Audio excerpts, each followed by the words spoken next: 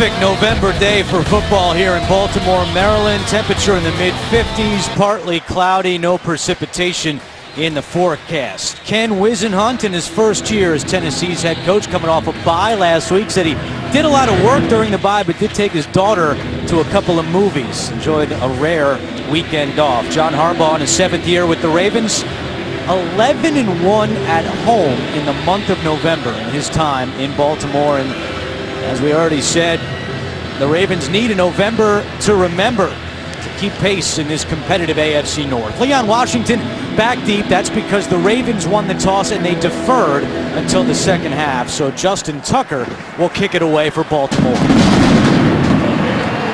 Salute to service throughout the NFL this weekend, and it was already an emotional pregame with a flag the size of the field, a flyover. And you'll see, you already saw the coaches in camouflage. Very special weekend in the NFL.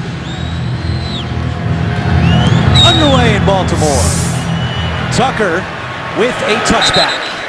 And that'll bring out Zach Mettenberger, the rookie quarterback, making his second career start. 6th-round pick at LSU. This is his first start on the road. You see his numbers from 2 weeks ago against Houston. That was at home. And he's a kid I'm excited to see what he does up close and personal. I know Ken Whisenhunt really hoping that they found a gem in the 6th round of this past year's draft in Zach Mettenberger. Good week 1, but this is a whole different ball game today against a very aggressive defensive front for the Baltimore Ravens. The rookie Bishop Sankey starts at running back. It's a play action to Sankey, and Mettenberger's first pass nearly intercepted by C.J. Mosley. Well, you said it, Steve. Not only is this a very tough defensive front, it's very experienced, and the rookie, C.J. Mosley, who may well be the defensive rookie of the year in the NFL, knocked that down.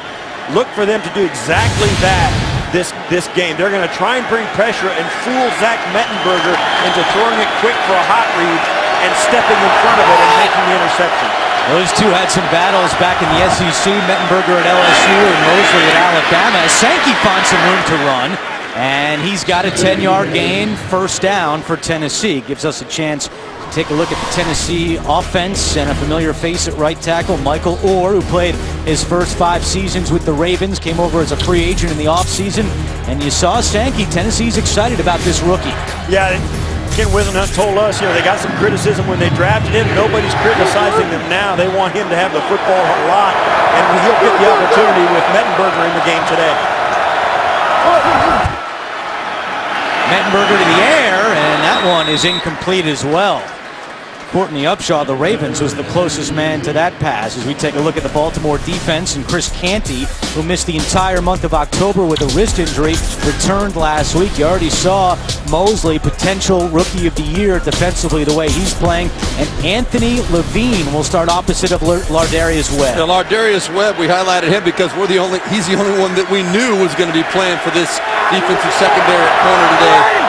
It's going to be Levine on the other side. Levine is safety, but starting at corner, John Harbaugh likes his versatility. And Sankey, not much doing, forced out of bounds by Anthony Levine.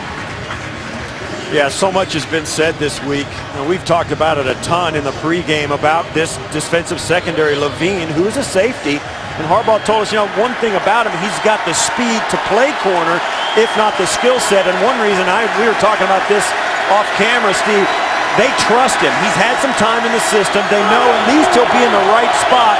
He may have some problems physically, but at least they can trust him. This is going to be a big test for Mettenberger here, the first 3rd and long against an exotic defense. Tennessee last in the NFL, converting just 29%.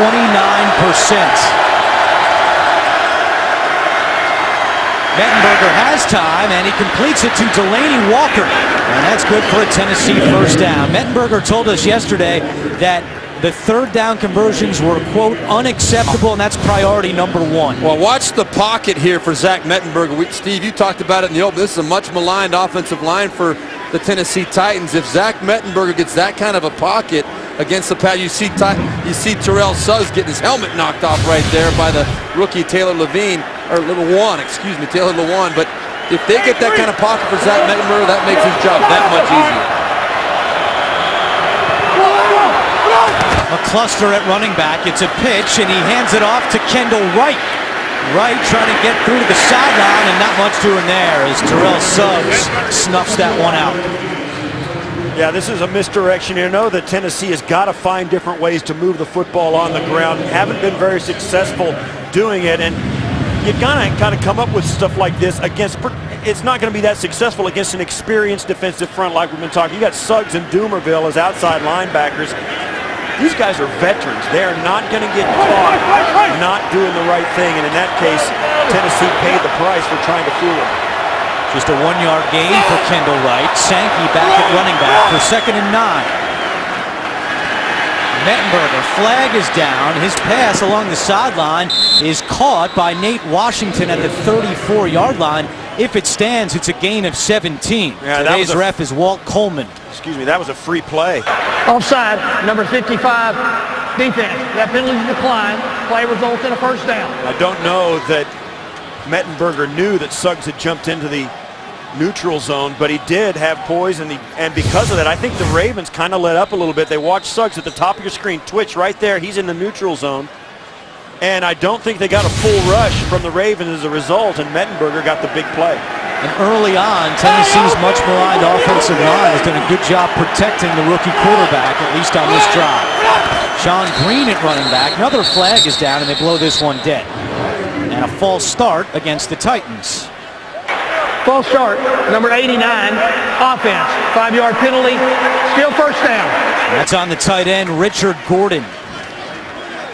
Well, that forces Tennessee to take Gordon and Sankey off the field, or Sean Green, off the field, and throw in all the wide receivers. Now they've got to go fast and spread the field and try and get some more yardage on a 1st and 15. That takes them out of that 2-back set. Penalties a major problem for Tennessee of late. They brought in referees this week to practice from the SEC. Sankey. And he's spun down at the 38-yard line by Haloti Ngata. Well, Zach Mettenberger, a man we met with yesterday, and Steve Tasker mentioned it off the top, very confident, almost cocky. He borders that line, but he comes in with a lot of confidence, and he's got, as Taylor Lewan said, an I don't care type of attitude. After he threw a pick against Houston and came back to the sideline, hey, don't worry, I'm going to come out and throw darts on the next drive.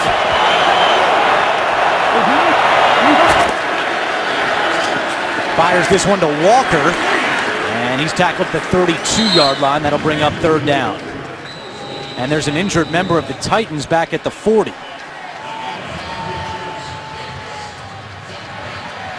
That is Dexter McCluster, 5th-year running back out of Mississippi.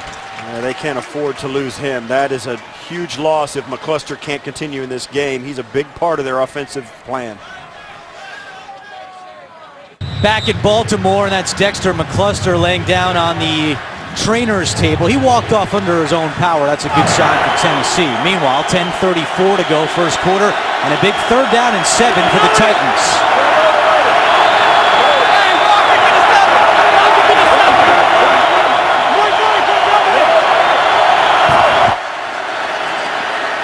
Again, good protection for Mettenberger, and he finds Delanie Walker all the way down to the 15-yard line, a gain of 17 on the play. Well, you hit it right, Andrew. That was excellent protection again, and these are the situations that we all talked about. We thought the Titans were going to have some major problems. You saw Washington stepping up and taking on a blitzer, but Mettenberger looks very cool, very confident.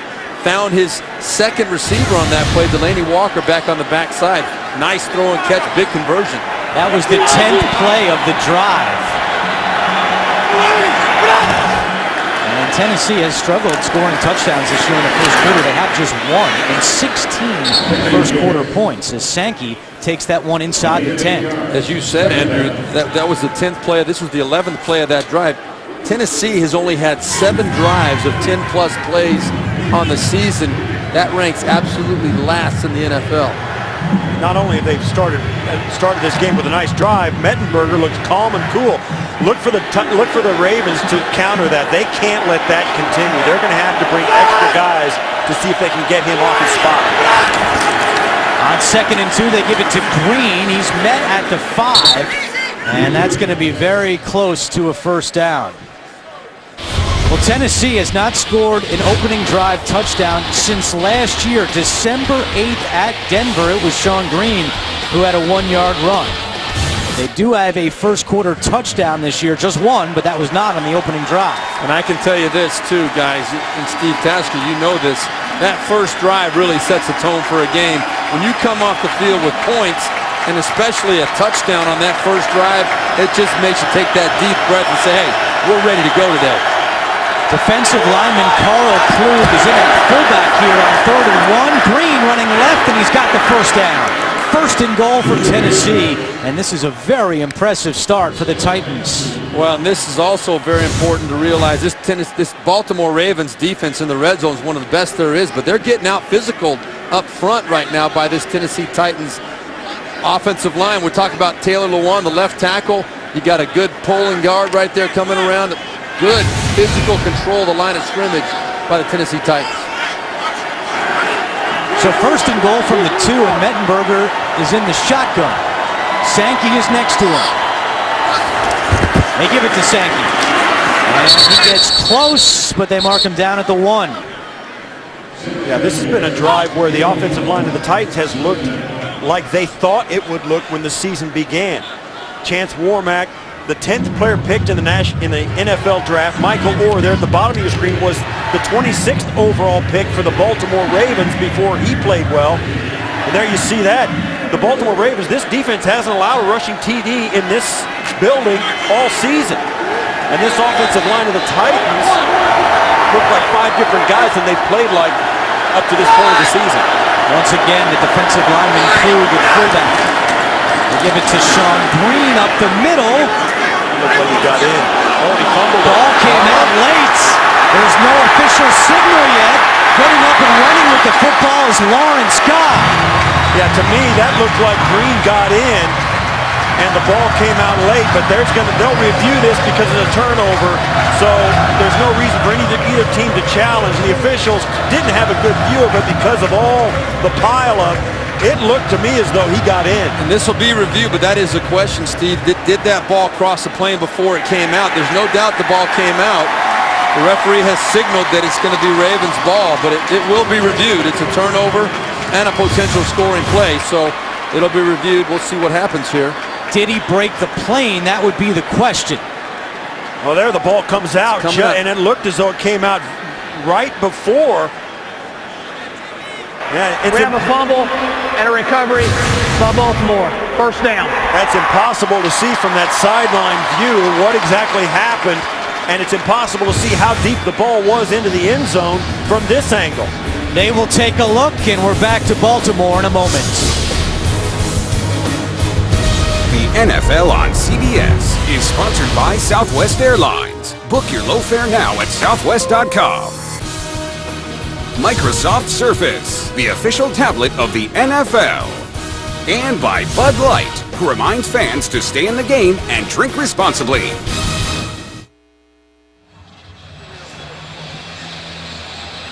Welcome back to Baltimore. 6:48 to go first quarter, and it appears this play will stand. It will be Ravens football. Walt Coleman back on the field. They took a look, and After here it reviewing is. the play, the ruling on the field stands. Fumble, first down, Baltimore. And the issue was there didn't appear to be a clear-cut replay to overturn this, as we say hello to our officiating expert back in New York, Mike Carey. And Mike, what'd you see on that play? Well, guys, what I saw was similar to what was revealed, is that it's clear that the ball comes loose, but there is not a shot that shows whether the ball had broken the plane, nor was there a body part down before that happened. So the play on the field has to stand. Thank you, Mike. Costly fumble for Tennessee, a 15-play drive, and they come up with no points as Brissett gets the call on first down and gives Baltimore a little breathing room out to the 10-yard line. For the Baltimore defense, that was the 8th red zone stand this season when they allowed no points. A fumble on the 1 by Sean Green. And that was an absolute crusher, as we were talking about during the break, Steve Tasker, for the Titans team that really wanted to get off to a positive start, have a drive in that way. And the only question I had was about the knee, whether the knee was down or not. It didn't happen, but there was no angle that showed that. The ball was coming out for sure. correct call. Fifth red zone takeaway for the Baltimore defense this season as Forsett is wrapped up at the 10-yard line. It'll be 3rd down and 5. Joe Flacco in his 7th year out of Delaware, 16 touchdowns, 8 interceptions on the season, but the picks have been a problem of late with 5 interceptions in his last 3 games. Yeah, there was a two-drive huge sequence for the Ravens last week against the Steelers. First, a fumble by the backup running back Lorenzo Taliaferro, and then the turnover interception by Joe Flacco. Those really got the Steelers going last week. On 3rd and 5, it appears that Forsett is stopped short. Baltimore this season with just their 12th 3-and-out. That was one of the matchups and one of the things we wanted to watch as this game wore on. Tennessee had a lot of 3-and-outs. Their defense forced a lot of 3-and-outs, and their offense for Baltimore never had a 3-and-out. And in the first going here, both teams have played reverse of that. Titans putting together a long drive, and the Baltimore Ravens not staying on the field. McCluster appears to be okay. Left earlier. He's back there to receive that punt, which goes out of bounds close to the 35-yard line. So a 3-and-out by the Ravens. 4:58 to go. First quarter. No score in Baltimore. Thursday Night Football now lives on NFL Network. Rookie phenom Sammy Watkins leads the Bills against the Dolphins in a big AFC East clash. Thursday Night Football, Thursday 8 p.m. Eastern, live on NFL Network. Joe Flacco on the bench talking to offensive coordinator Gary Kubiak. 3 runs on that first drive. Forsett only got 8 yards, so a quick 3-and-out for the Ravens. And now Tennessee back on offense after their longest drive of the season. 15 plays, and it took 8 minutes and 12 seconds, but resulted in no points after the Sean Green fumble on the 1-yard line. Mettenberger sideline to right, and he is in bounds with a catch into Baltimore territory. First down, Tennessee. Well, you're going to see a replay right here, and this is a replay of a play they ran on their first drive. The exact same route, the exact same result, and the exact same spot on the field almost. This is a play that the Tennessee Titans pulled out on the second series that worked very well for them on the first series, and you can expect to see it again. But Baltimore Ravens have got to do a better job of covering those up. Mettenberger started 5 out of 7 on first down. They give it to Sankey, who finds a little bit of room across the 40 and down to the 37-yard line. We talked to John Harbaugh, and he said, look, we know they're going to test our secondary today, but the question is, will Zach Mettenberger have time to get off those throws? And so far, credit to Tennessee's offensive line. They've done a good job protecting the rookie quarterback. And these are not quick throws. These are throws that are developing up the field. He's stepping up in the pocket, having a clear lane, and then delivering strikes. Pretty impressive to this point. 18th play of the quarter for Tennessee. And Sankey has another Tennessee first down. We go back to New York. An update with JB. Jacksonville across the pond. Yeah, Denard Robinson, this 32-yard touchdown puts the Jacksonville Jags up 7-3 over Dallas in the first quarter. Andrew Catalan, Steve Tasker, and Steve Berline. JB, coach, thank you very much. Denard Robinson, a teammate of Taylor Lewan, starting left tackle for Tennessee at Michigan. Sankey's run resulted in a first down. It's 1st and 10. A fast-moving first quarter. Play action. Mettenberger feeling pressure, and it's incomplete. It was Darrell Smith bringing the heat on the rookie Mettenberger. And that is more of kind of what we expected to see today. You see Darrell Smith, number 51, just kind of scraping a little bit late over the top, had a clear run. And as a quarterback, I'm telling you, there is no worse play, worse feeling than that right there, smacking his head on the ground as that jolt comes from Darrell Smith.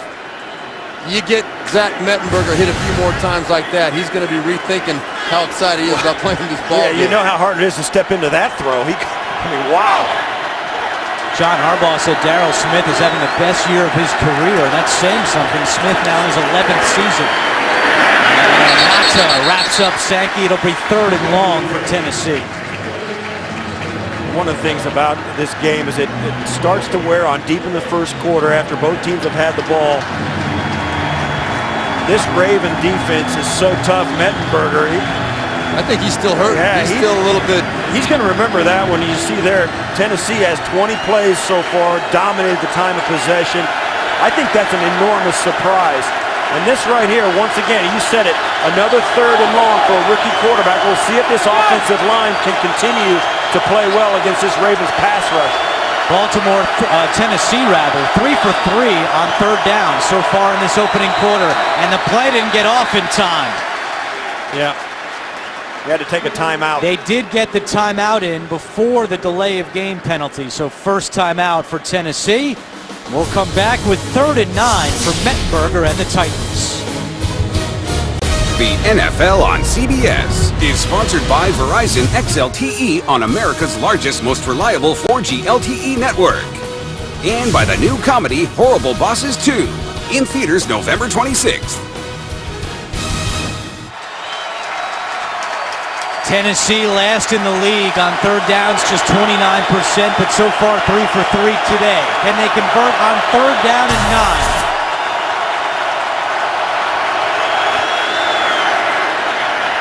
Mettenberger throws, and it's caught by Hunter. First down, Tennessee. Brought in that catch right in front of the newcomer, Danny Gorer. Yeah, well, Danny Gorer picked up off the waivers from the Detroit Lions this week. He's one of the new guys we talked about a little bit in the open, but that's a great throw and catch from Zach Mettenberger into pressure from the Baltimore Ravens. You also get an idea that that's what the Ravens are up against. They left their corners on islands and brought pressure, and Zach Mettenberger was able to be protected by that offensive line and get the throw off. That's the dilemma that the Ravens defense faces today. A 17-yard gain for Justin Hunter. He averages 17 yards per catch, which is 5th in the NFL. Sankey trying to follow the block of Dietrich, Smith, and Elam on the tackle for Baltimore. Well, as key as anything for this Tennessee Titans offense is the ability to run the football, and they've done a very good job of it so far today, rushing 44 yards still in the first quarter. This is the Baltimore Ravens defense that's ranked 6th in the NFL against rush, giving up only 86 yards a game. If you can run the ball on 1st and 2nd down, and they're spreading the field and trying to run it against the Ravens, that's going to make a huge difference long term in this game.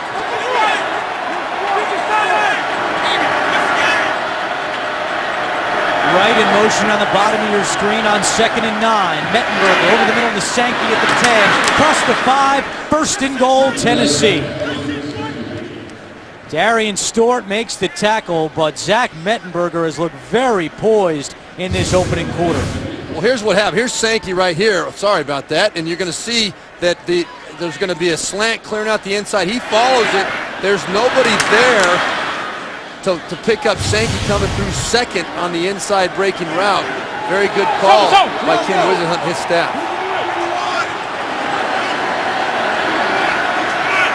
Green and Washington are the running backs. Shuffle pass to Washington inside. No signal yet. Touchdown, Leon Washington. His first touchdown of the season. Well, I can't tell you how impressive this Tennessee offense has looked on both their drives. The first one ended with a bad fumble going into the end zone. This one taken right down the field after the punt and the 3 and out by the Baltimore offense. Then the misdirection shovel pass to Washington. And he gets in, no question. That's a good touchdown, although it took the officials a long time to get to it. That's a good touchdown, and what a drive and what a start for the young quarterback. Mettenberger is 8 out of 11 for 98 yards, and that touchdown pass to Leon Washington. And Mettenberger showed me something right there on that drive. Coming back from that hit from Darrell Smith and still standing strong in that pocket, delivering strikes, especially that 3rd and long. That's a great drive for the young quarterback. Ryan Succop on for the extra point, and it's good with 20 seconds to go in the first quarter. The rookie Mettenberger making his first career road start, making some big throws, and the touch on the shuffle pass to Washington, 7-0 Tennessee.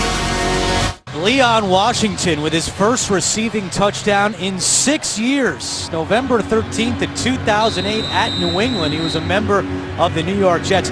Steve Berline, you love when those little shuffle pass counts as a touchdown pass for the quarterback, right? Those are nice, yeah. I mean, it's a run all the way, but it's considered a pass.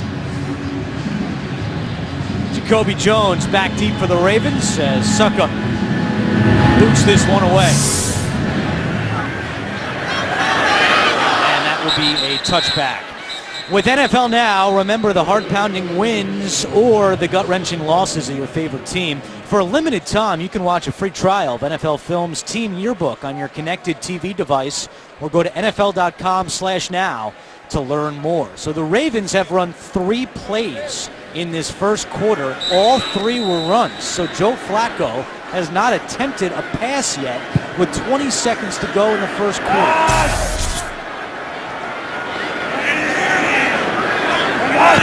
This will be a pass, unless there's a flag first, which there is. A false start. False start, number 71, offense. 5-yard penalty, still first down. It's on Rick Wagner, who took Michael Orr's spot. You know what happens in a situation like this, and again, Steve, you can identify, when you're sitting on the bench for that long in a football game, you kind of get sluggish, and it's really a challenge to get yourself pumped up and ready to roll the next time you take the field. Baltimore better wake up. This thing could be out of hand already. Flacco hit as he throws, and that pass is caught by Juszczyk, the fullback. Flacco took a shot, though, on that pass. Yeah, Avery Williamson was the man who hit Flacco. This happened to Flacco a lot last week. He got blown up by the Steelers right there. We talked about it with Zach Mettenberger. If you give a linebacker a running start to hit your quarterback, it's going to be a long day. That's the end of the first quarter. Tennessee leads 7-0. In honor of Veterans Day, for every point scored during the NFL's 32 Salute to Service games, the league will donate $100 to each of its nonprofit partners, the Pat Tillman Foundation, USO, and Wounded Warrior Project. To join the salute and learn more, visit NFL.com/salute. You see Michael Griffin there, one of the many players in this game with military connections. Griffin's mom served in the Navy. His dad was in the Air Force. Flacco's pass caught by Aikman, and that is good for Baltimore's first down of the game. And that was a great job by Joe Flacco right there, working the pocket, stepping up. You see the graphic, the stats. Hard to believe it could ever be more one-sided than that right there, but huge third down conversion for Baltimore, right? Or that was second down, but for Joe Flacco to buy the time, make the play, make the throw, convert, and keep the ball for his team. That's fantastic. Play action. Flacco to Juszczyk. Across the 40. He's got another Baltimore first down. We go back to New York. JB and Coach Cowher with an update. Jacksonville pays for the turnover. Yeah, muff punt by Jacksonville's Ace Saunders will lead to this Tony Romo to Witten touchdown from 2 yards out. Tony Romo looking healthy as they take the lead 10-7 over Jacksonville in London.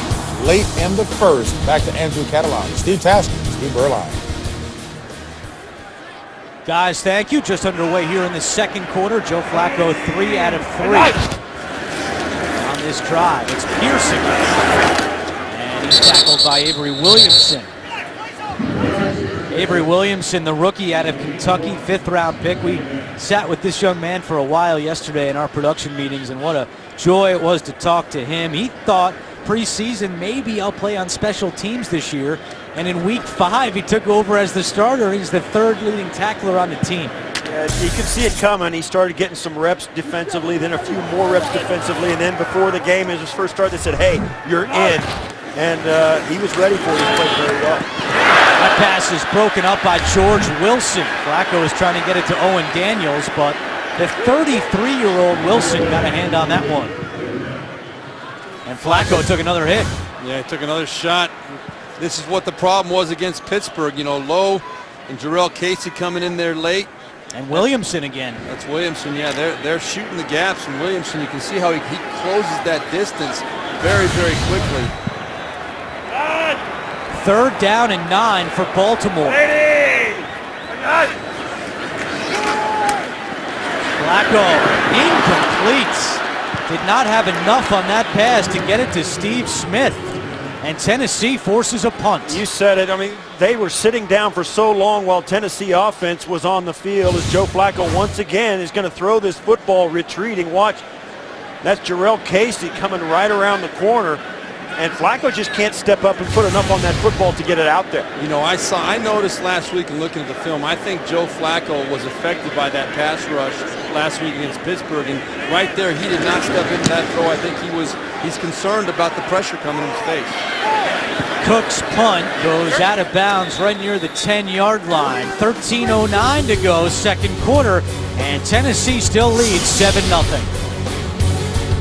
How about this? Tennessee with more first downs than Baltimore has run plays, 10-9.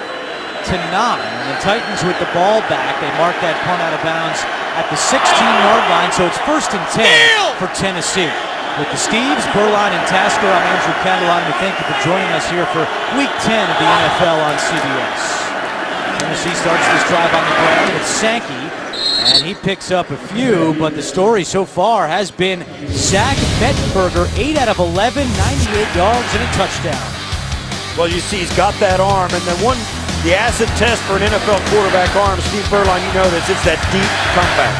And Zach Mettenberger has that arm. What they're doing, too, is they're shooting and picking on Lardarius Webb on that right side, the left side of the defensive secondary for Baltimore. He gave up 7 catches for 105 yards and a big touchdown last week. Mettenberger down the sideline for Hunter, makes the adjustment and the catch, and a late flag comes in.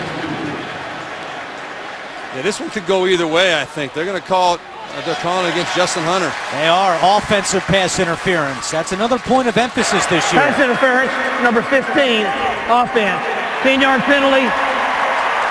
Still second down. I'll tell you what, that's the first one I can remember seeing this year. They almost never call that on the offense. In fact, we started questioning people about whether it was a 50-50 deal, or right here, and you'll see at the bottom, they get tied up as the ball's in the air. Hunter, they thought he pushed. Yeah, they said he pushed him by, and I don't know if Gore did get pushed or whatever. They were tangled up. Gore didn't like it, so you got to know he felt like Hunter got an advantage. And you see there's the penalties. And offensive pass interference is up this year through 9 weeks, and they made that call on Hunter and negates a 31-yard play, and now backs up Tennessee 2nd and 16. Mettenberger to right at the 15-yard line. And it will be 3rd and long for Tennessee.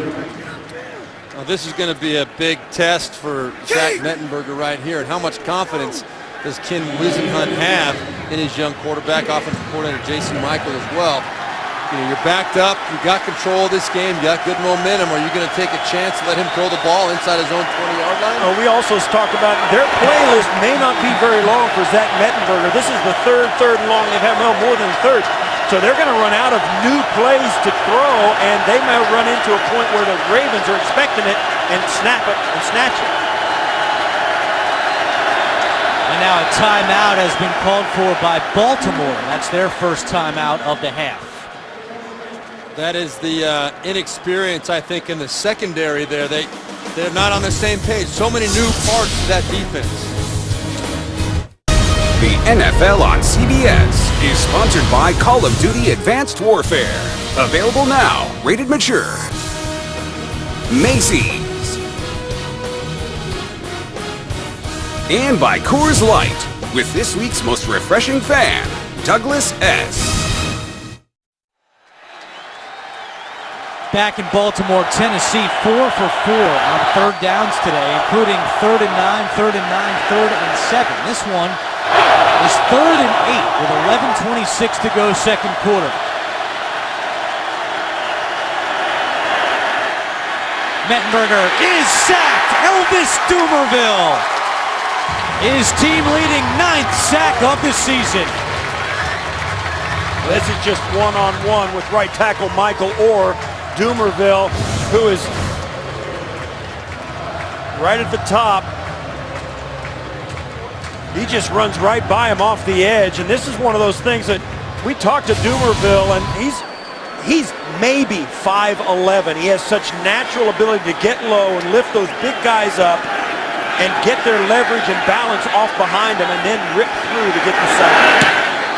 Brett Kern punting from his own end zone. This one bounces. It takes a Baltimore hop, so the Ravens will have great field position. They'll start this drive in Tennessee territory. Thursday on CBS, our own Phil Simms guest stars on a new Elementary. Don't miss his amazing performance Thursday at 10/9 Central, only CBS. I assume they called you first, Steve Berline, and then they went to Simms. Yes, as usually is the case. You were busy. You had to get ready for the game. As for me before Phil Stenson. First and 10 from the 46. Forsett up the gut. Gets 2. We go back to New York. JB and Coach Coward. A shocker in the making. After an Antonio Brown fumble, Michael Vick's second touchdown pass of the day. This one to Jason Mario in the back of the end zone on 3rd and goal. Had the Jets up 17-0 in the second quarter. Back to Andrew Catalon. Yeah, Ravens fans love seeing that score. Yeah, you definitely do. And the letdown after a big game like that Pittsburgh-Baltimore game last week, maybe the Ravens are having one right now to this point as well. Torrey Smith with a first down catch for Baltimore, down to the 30-yard line. His first catch today, Bleedy Ray Wilson makes the stop. You know, these teams, they gear up so much for those divisional games. You come back off of them like the game last week and find it hard to get your rhythm back, get your intensity back right there. A nice throw and catch from Joe Flacco to Torrey Smith. Maybe that's the key to get this Baltimore Ravens offense going.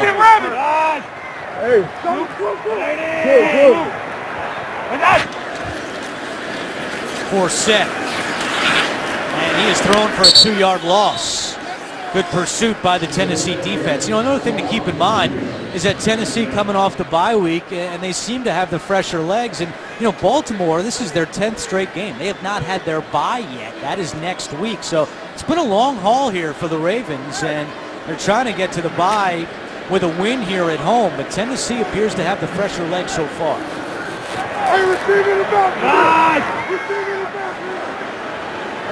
Arlen Brown goes in motion to the top of your screen. Flacco to throw. Quick slant to Smith.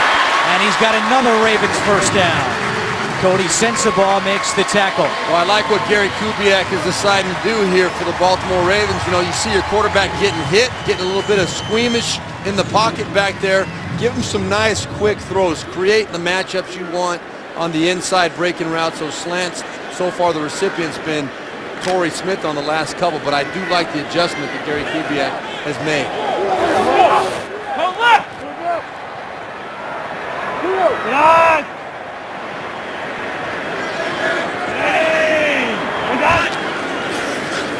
Flacco to the air again. Throws off his back foot. End zone incomplete. Just threw that one away. Once again, there's Joe Flacco. I mean, he threw that away, but he was backpedaling while he did it. He did not want to step up and take the time it was going to take to let that play develop and put some heat on it. Watch as they send extra people. The 2 backs both pick up, and he's on his tiptoes falling away from the line of scrimmage and just lofts that out of the back of the end zone. Flacco, I mean, he's taken a pounding in the last couple of weeks. I still think, I'm with you, Steve Berline, that gets to a quarterback after a while. He was sacked 4 times last Sunday night in Pittsburgh. Took a lot of it. Steve Smith with his first catch of the day.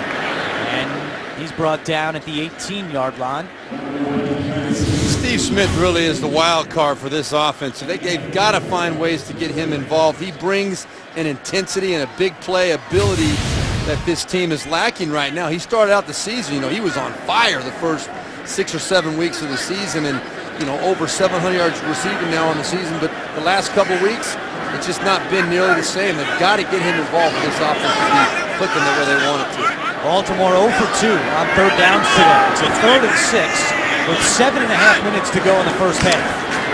Flacco, quick release. The pass is caught at the 10, and that appears to be just shy of a first down. Torrey Smith was the receiver who made the catch. And it is 4th down. Torrey Smith got hit low on that play. He's limping off the field, and looks like the Ravens will decide to go for it. I think that's a good move here. Your offense needs a lift, and you watch here as Torrey Smith takes the low tackle there from Ray Wilson. Baltimore 7 for 13 on 4th downs this year. It's 4th down and 1. They pitch it to Forsett, trying to get to the outside. Chased by Casey. Forsett wins that one and takes it in. Touchdown, Ravens.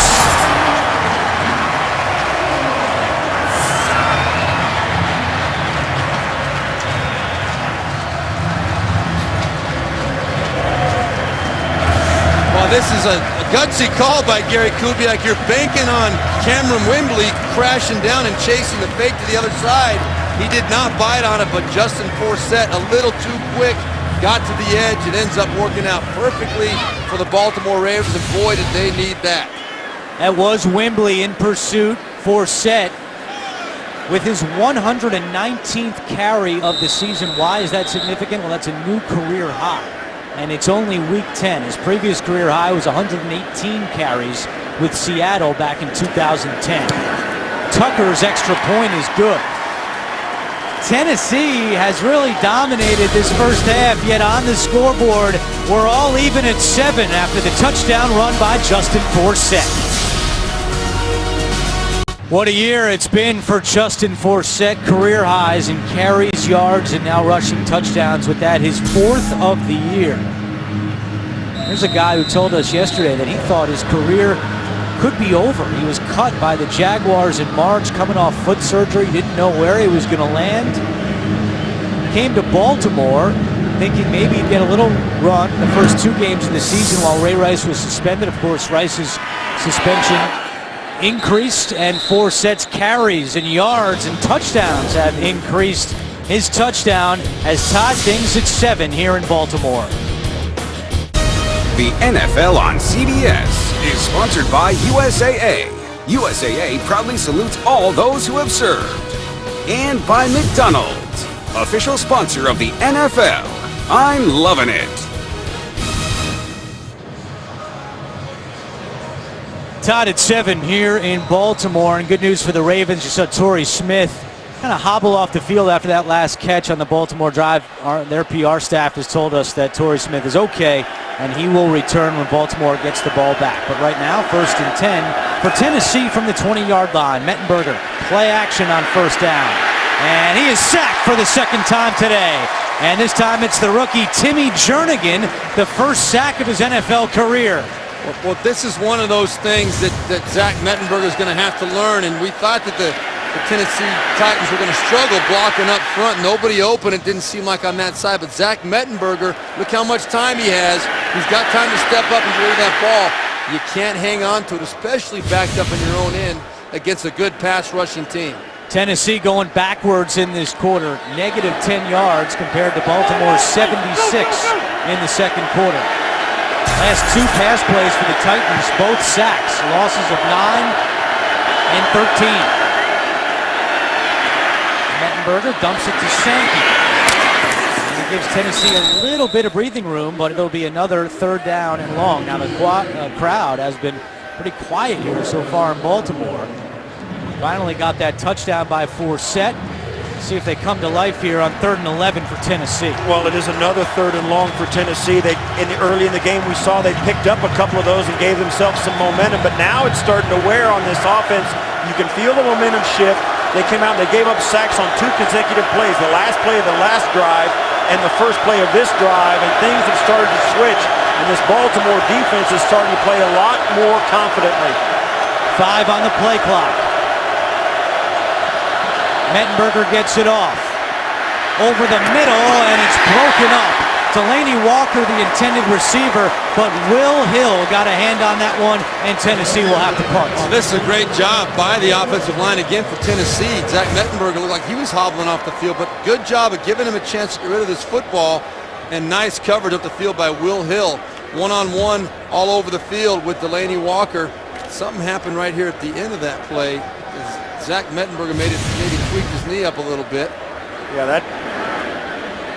that's going to be something we have to watch. That somebody has got to win a one-on-one coverage, and nobody did for Mettenberger. 2nd straight 3 and out for the Titans after those 2 long drives to start. Drives of 15 and 9 plays, and a fair catch called for by Jacoby Jones. A punt of 53. It's Baltimore football when we come back. Week 10 continues later today on Fox, and then tonight with Sunday Night Football on NBC. And tune in tomorrow for Monday Night Football on ESPN. Well, it was a slow start for the Ravens today. Punts on their first 2 drives, but they came back with an 8-play, 46-yard drive that resulted in the Justin Forsett touchdown to tie things at 7. Mettenberger appeared to be okay on the sideline after hobbling off a bit after that third down play. Jake Locker, the backup today. 1st and 10 for Baltimore from the 27-yard line. Forsett. And he gets close to the 30-yard line. Jarrell Casey makes the tackle. Casey came out this week and said, I have to play better. He said his goal is to get a sack in every game, which that's lofty goals. However, he's got 4 sacks this season, but in only 2 games has he recorded a sack. He had 2 sacks against the Cowboys, 2 sacks against the Jags. So 6 games he's gone without a sack, and he called himself out this week, one of the leaders of that Tennessee defense.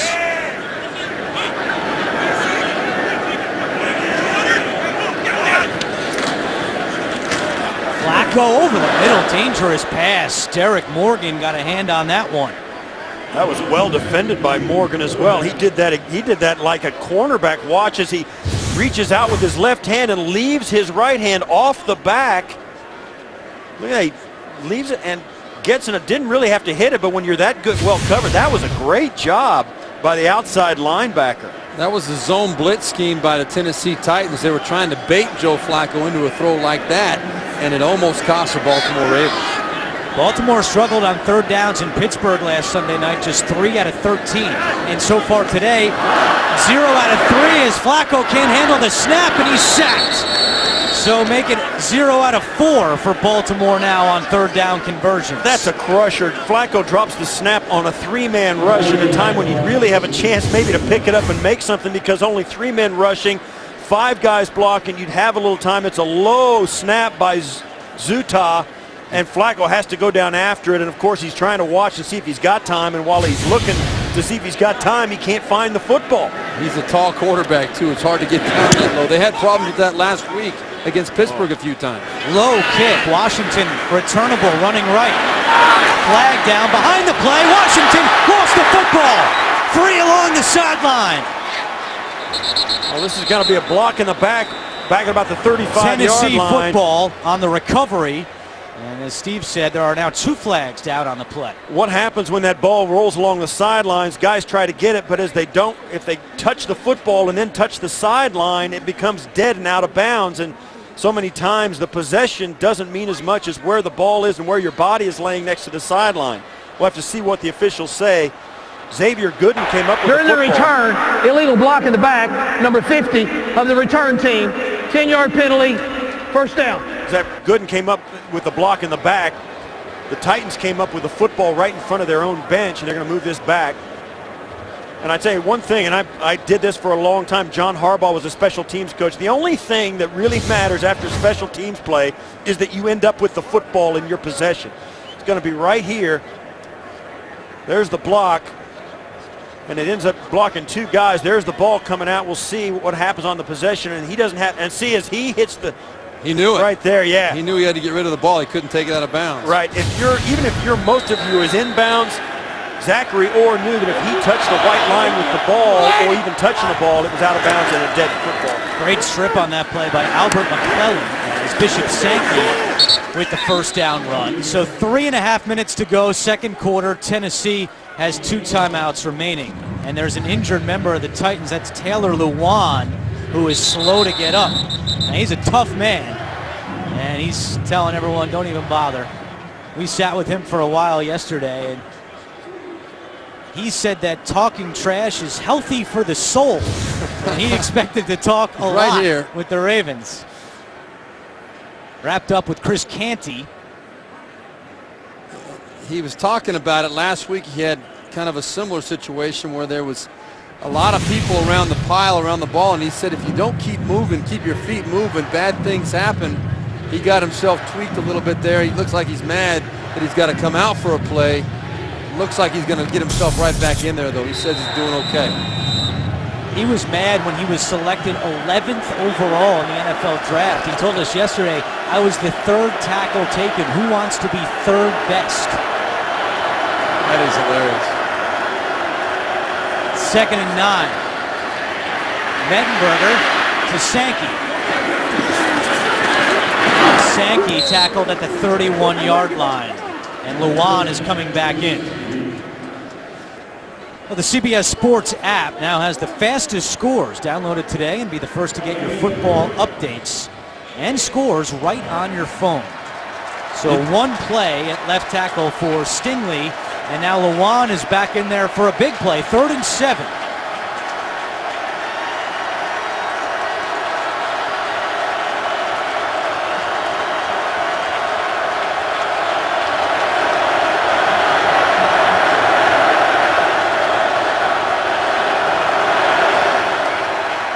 Mettenberger over the middle to Walker, and Kendall Wright recovers. So the initial call on the field is catch, fumble, recovery, and it would be good for a Tennessee first down, and Delaney Walker is down on the ground. Took a big hit from Terrence Brooks. Yeah, he's not moving. He might.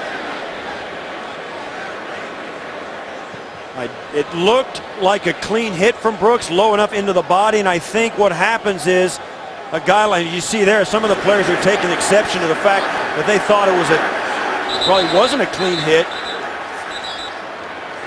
Now a flag has been thrown. Leon Washington took his helmet off.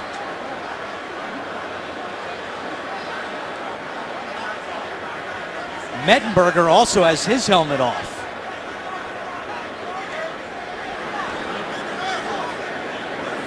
Meanwhile, the most important thing now is Delaney Walker, who is still down on the ground.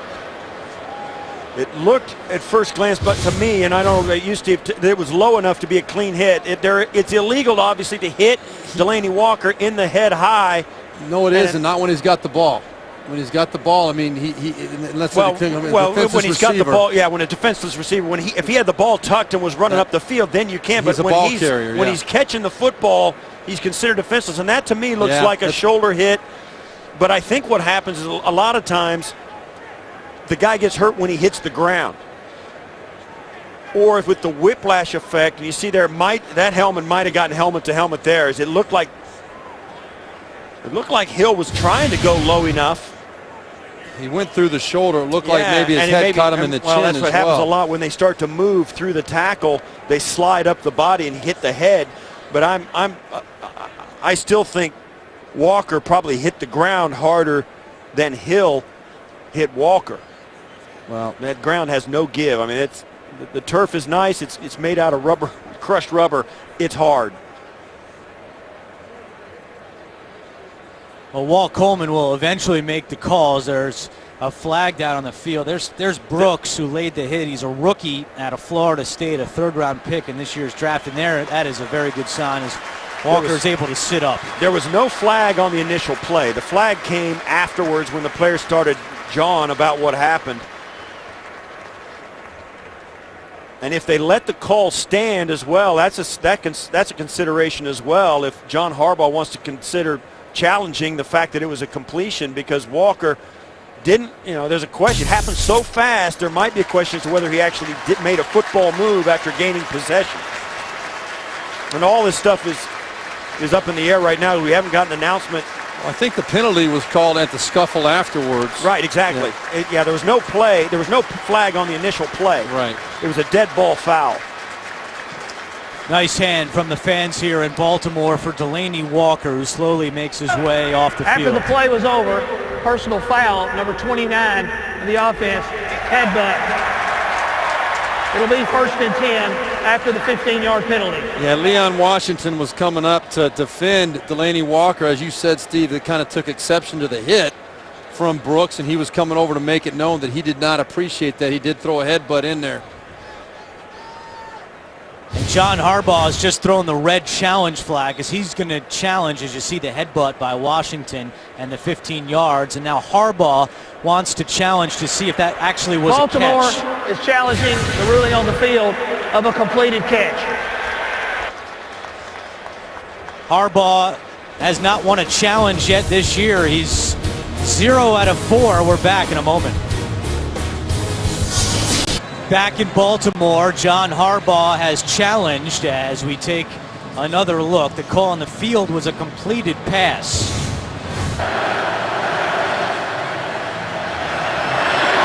I don't think he completed the process of catching that ball, but Mike. Yeah, I know you differ, I Andrew. disagree. know. I think he made the catch and then made a football motion. Let's bring in Mike Carey back in New York with his expert opinion. Well, guys, if I was in the booth, I would reverse this to incomplete. Remember, the process doesn't start until the bobble stops. There was a bobble right in between. When he gets control, he does not get 2 feet down and have time to make a football move.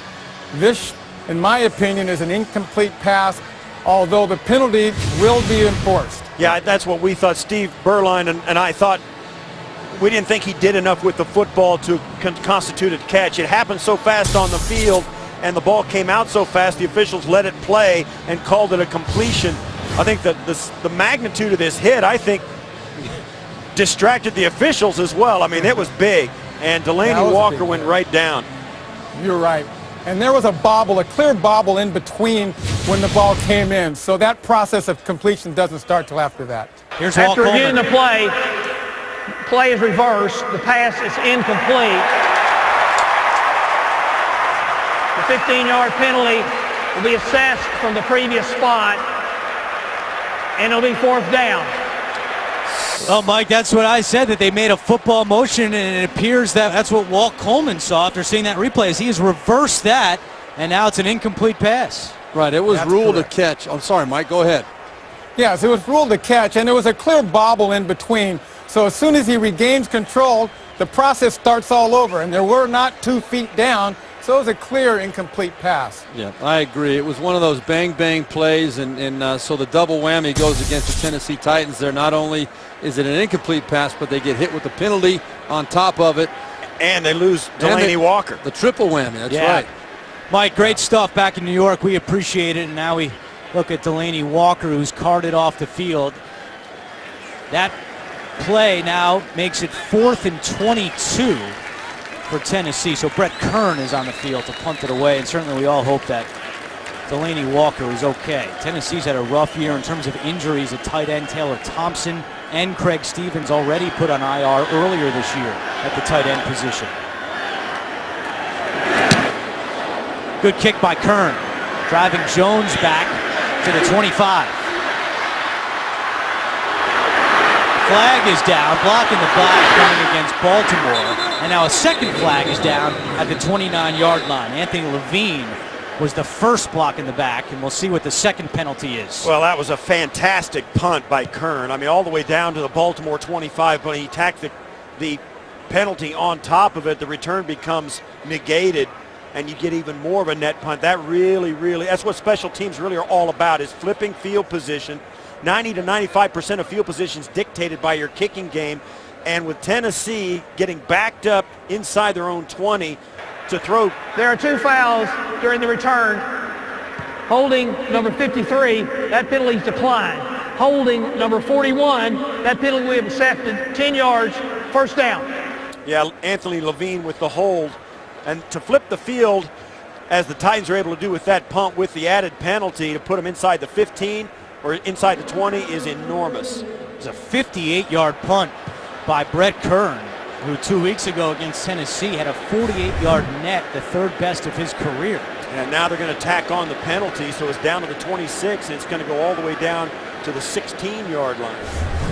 And one of the things that if you really get into a conversation with coaches, they talk about hidden yardage. It's not a stat that's kept very closely by Stats Inc. or anybody else where you get the stats, but it's the yards that you lose because of a play like that.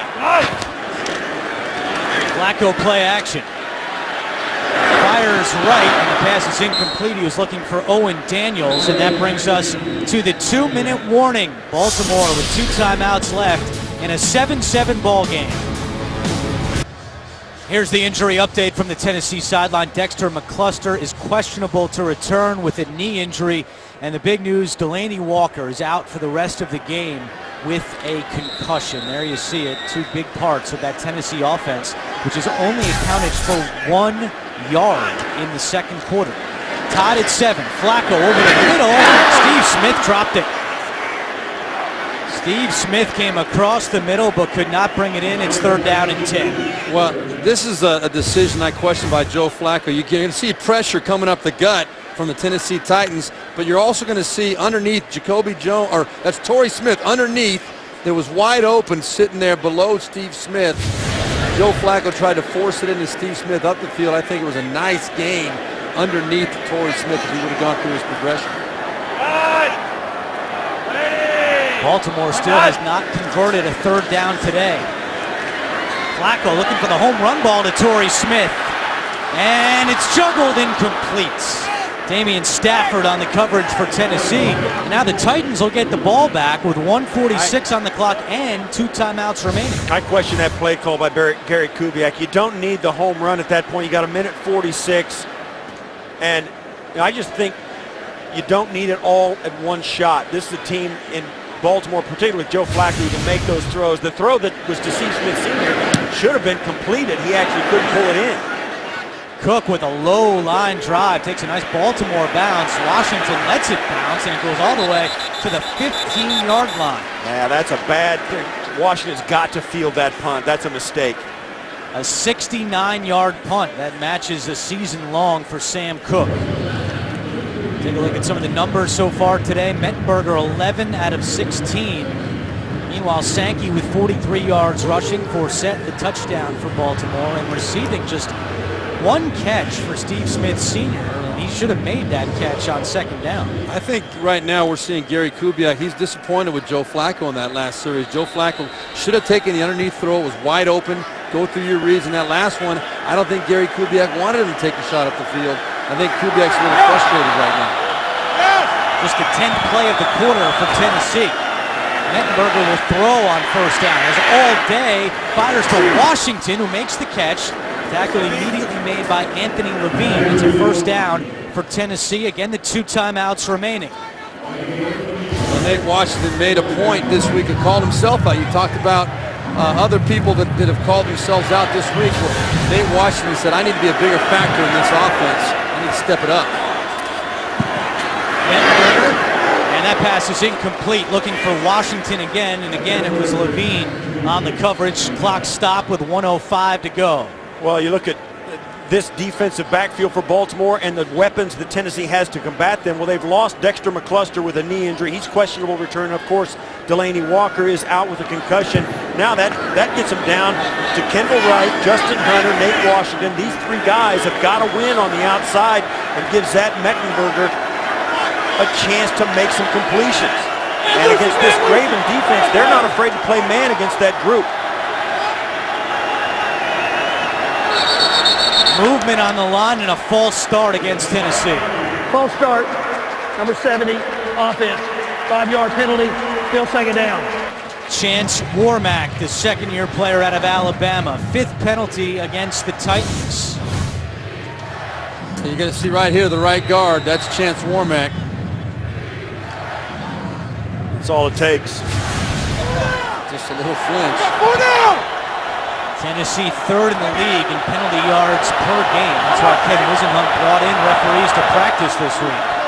Hasn't paid off in this first half. 2nd and 15. Mettenberger's pass deflected and incomplete. 3rd and 15, and again the clock stopped with 1:01 to go, and Baltimore has 2 timeouts remaining. This is a 4-man rush. Ravens drop into coverage, and it's a great job by Nada. He's been at a Pro Bowl level since the day he was drafted, and he hasn't stopped. And he's a competitor. He continues to get penetration. He's tough in the run game. He's just one of those players that makes this Raven team a playoff contender every year, and he continues it here against Tennessee. Played in his 5th Pro Bowl last year. 3rd down and 15. Screen pass to Washington. And he's tackled for 31 by C.J. Mosley. It's a good job by Washington to stay in bounds and not go out. And Baltimore calls a timeout. They had to because Washington stayed in. So 1 timeout left for the Ravens. Coming up on the Verizon Halftime Report, join JB, Tony, Bart, Boomer, and Coach Cower for all the latest NFL scores and highlights, as well as a preview of Thursday Night Football on NFL Network. That's coming up on the Verizon Halftime Report. Yeah, I like that call by the Tennessee Titans to throw that screen pass.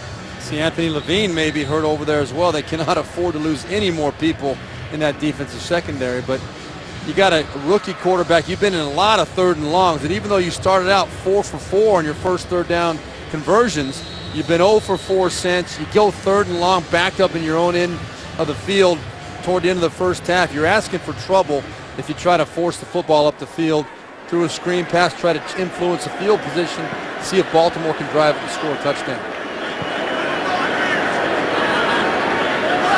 Jacoby Jones averaging 8 yards per return. Good kick by Kern. Jones from the 15. And he's taken down just shy of the 30-yard line, a 53-yard punt. And now Avery Williamson is slow to get up for Tennessee.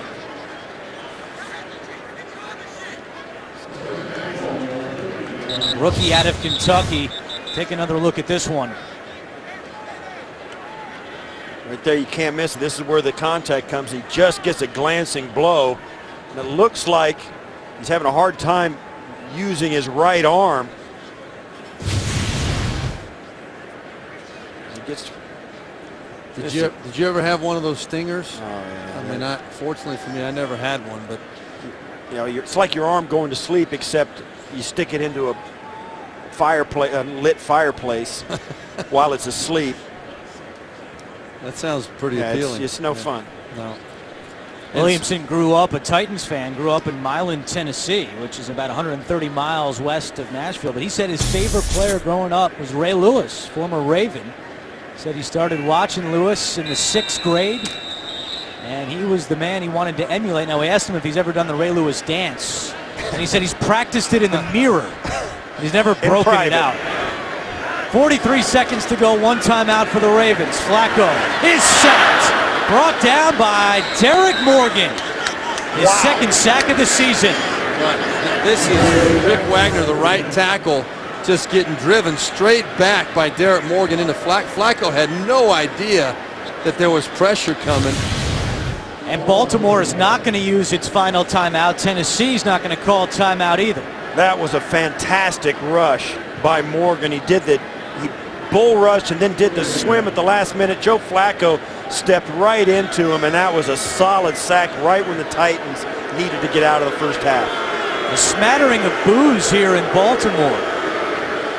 The Ravens will get the ball to start the 2nd half. Game tied at 7. We'll be back with the Verizon halftime report after this message and a word from your local station. You're watching the NFL on CBS.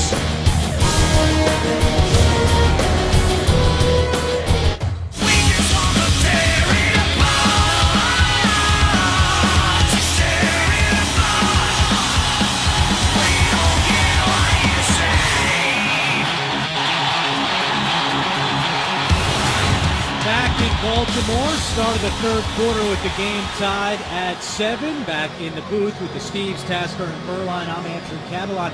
Zach Mettenberger making just his 2nd career start. 13 out of 20 in that first half for the Titans. He looked pretty good. Well, he got off to a great start. Their offense was clicking, and then some bad things started to happen. Dexter McCluster went down to a knee injury. They lost Delaney Walker, and the Ravens, even though their defensive secondary was depleted, they didn't show any hesitation about playing man-to-man, and nobody outside was winning for Zach Mettenberger, and that brought them to a little bit of a screeching halt offensively. And Steve Berline, the Ravens just 6 yards of offense in that first half. How does Baltimore get it going in the 2nd half? Well, Steve Tasker, you were talking about how Tennessee is minus a couple of players. What Baltimore's minus is minus a couple of big plays. They don't have anything. This offense has not had any spark whatsoever. They've had trouble protecting Joe Flacco. They have not been getting guys open up the field. You see the halftime stats. It's not impressive for Baltimore at all. Joe Flacco knows it. They've got to come out and start making some plays on offense and protect him better. Ravens will get the ball to start the 2nd half. Flacco 7 out of 14 for 73 yards. No touchdowns, no interceptions in that first half. Anthony Levine was a little shaken up at the end of that first half, but he is out there special teams-wise for the kickoff for the Ravens as Mettenberger watches on. Tennessee with a 2-6 record, trying to get their fortunes turned around here in the 2nd half of the season. And Baltimore, with the bye coming next week, looking to improve to 6-4 in the very competitive AFC North.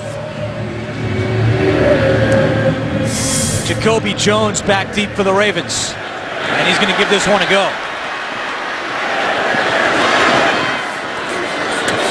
And Jones runs out at the 21-yard line. Steve Berline, let's go back to that first half and a play you saw with Joe Flacco trying to get it to Steve Smith, but you saw Torrey Smith open. Well, you see Steve Smith at the top. He's running the deep end. You got Torrey Smith at the bottom running a shallow cross. And I'm just showing this play because there have been opportunities to make plays. Joe Flacco tries to throw it up the field. You see how open Torrey Smith is underneath right there. Joe Flacco makes a great throw. Steve Smith should make that catch. But there's a lot of people right there. An easy throw and catch would have been the underneath route. 4 straight incompletions for Flacco, but you can erase that as Steve Smith makes the catch for a first down. How about your second half adjustment, Steves? Well, for the Titans, they've got to win on the outside. The Ravens, as I said, they're playing man-to-man coverage. Somebody's got to give Zach Meckenberger a target. And they're minus some receivers on the inside. But for Baltimore, you got to protect Joe better. You got to find a way to get it to Steve Smith like they did right there on the first play of the second half. A lot of Steves involved right now. Forsett. And he is tackled from behind by Wesley Woodyard, the 7th-year player out of Kentucky.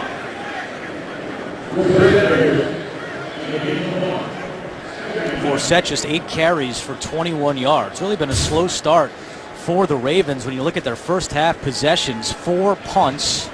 The touchdown, they went for it on 4th down. Forsett ran it in, and then they let time run out in their final drive of the first half. That's only 24 plays in the first half. 3 3-and-outs. That's something you don't see from Joe Flacco very often. And they did it 3 times in the first half. On 2nd and 9, his pass is incomplete. He was trying to get it to Steve Smith, and now we have a 3rd down. Jason McCourty on the coverage for the Titans. And that's a throw Joe Flacco has to make. And I think there was a little pressure in his face on that one as well, but he's got to make that throw one-on-one on the outside. Just a reminder of the AFC North standings. Baltimore in first place 2 weeks ago, now in last place, but the Cleveland win over Cincinnati on Thursday night means the Ravens just a game out of first place again, and Pittsburgh struggling against the Jets today. Meanwhile, the Ravens have not yet converted a 3rd down today. They're 0 for 5. 3rd and 9. Smith. And not much doing on that play. Thrown back. Avery Williamson and Derek Morgan making the tackle. Well, you see, the first possession after halftime, I think, is always critical because it gives you an idea of what the coaching staff saw. They have a list of plays they want to go to that will give them a chance to succeed. And on this series, they had the 1 completion right off the bat to Steve Smith Sr. on the outside, but then what amounted to a 3-and-out. I mean, it was a 4-and-out for the Ravens on that drive. Washington runs up to the 25-yard line to field the punt from Cook. Washington forced out, and a late flag comes in down at the 25-yard line. Now, the adjustments by the Baltimore coaching staff offensively didn't do any good here early in the second half. Well, I think one of the problems, too, is they didn't account for Avery Williamson on that last play being as fast as he was getting to the ball. I think they thought if they get the ball to Steve Smith. During the return, illegal block in the back, number 24, return team. 10-yard penalty, first down. The penalty is on Cody Sensabaugh. Timeout on the field, tied at 7 in Baltimore. First possession of the second half for Tennessee. They are without Delanie Walker the rest of the way. Hit hard in the second quarter, out with a concussion, and Dexter McCluster questionable to return with a knee injury. Bishop Sankey starts at running back on 1st and 10 for the Titans. And a flag flies in. They blow this one dead. Neutral zone infraction, number 55, defense. 5-yard penalty, still first down. That's on Terrell Suggs. Right there. And we'll see there are some, when he jumped in and the offensive players reacted, that makes the play dead. If the offensive players could have stayed still, you saw them just barely twitch, that play might have gone on and they could have had a free play as the offense of the Titans. Sankey thrown down from behind by Suggs. An update in New York with JB and Coach Cowher. a fired-up Coach Cowher. Steve Tasker, watch this play. Bryce Brown going through, heading to the end zone, but no. Watch this play by Ron Parker. He reaches out, strips the ball with this kind of effort, through the back of the end zone, by rule, a touchback, keeps the Kansas City Chiefs only down by 7 points. Steve Tasker, you gotta love that effort by Ron Parker. Great players make great plays in great spots. That was a great play. Sankey up the middle. And he is a yard shy of a first down. Tackle made by Courtney Upshaw. As we take a look at the Titans' first half possessions, they got it all the way down to the 1 yard line, but fumbled, came back with a touchdown, but since then, 4 consecutive punts. And you talk about that first drive and how impressive it was, and for Tennessee to come out of that with nothing on the board is going to be a huge factor in this game at some point, one way or another.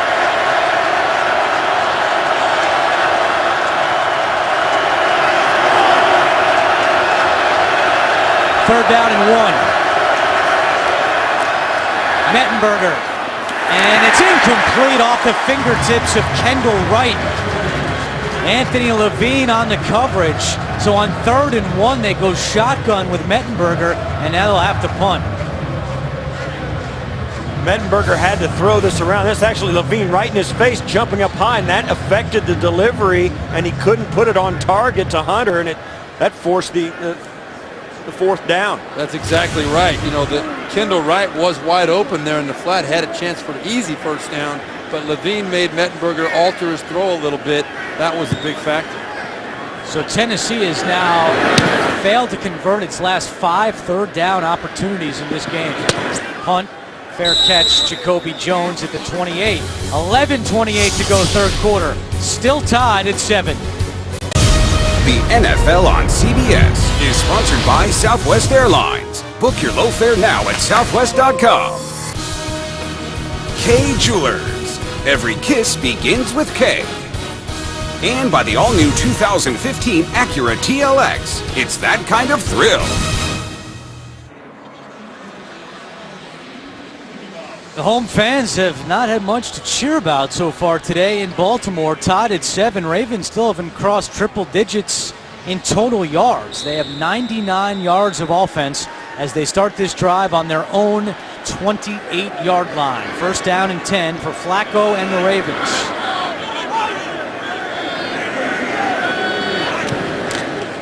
Bernard Pierce gets the carry to start this drive, cuts back, and he gets across the 35-yard line.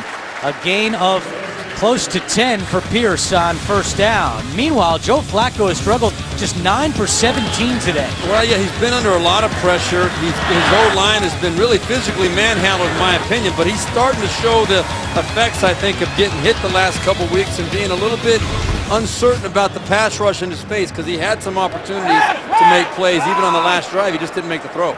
Pierce got 10 yards on that play, so it's good for a Baltimore first down. And they go back to Pierce here, and he gets a yard. Should be noted, we have not seen Lorenzo Taliaferro today. If you remember back to last Sunday night, he had that costly fumble in the second quarter against the Steelers that really turned that game around. So it's been all Forsett and Pierce here, none of the rookie Taliaferro. They haven't gone to those guys too much. I mean, they haven't been leaning on the run game. They did. They ran 3 straight times on the opening drive and went a 3 and out, and now I think more so they're starting to rely on Joe Flacco. To the air here on 2nd and 7. Good comeback route by Torrey Smith, who's got a first down. Forced out by Bleedy Ray Wilson. A gain of 11. That's the kind of complaint. Bleedy Ray Wilson is upset because of the straight arm, and that's a point of emphasis as well. Offensive players with the ball, they cannot engage that face mask and not try to remove their hand.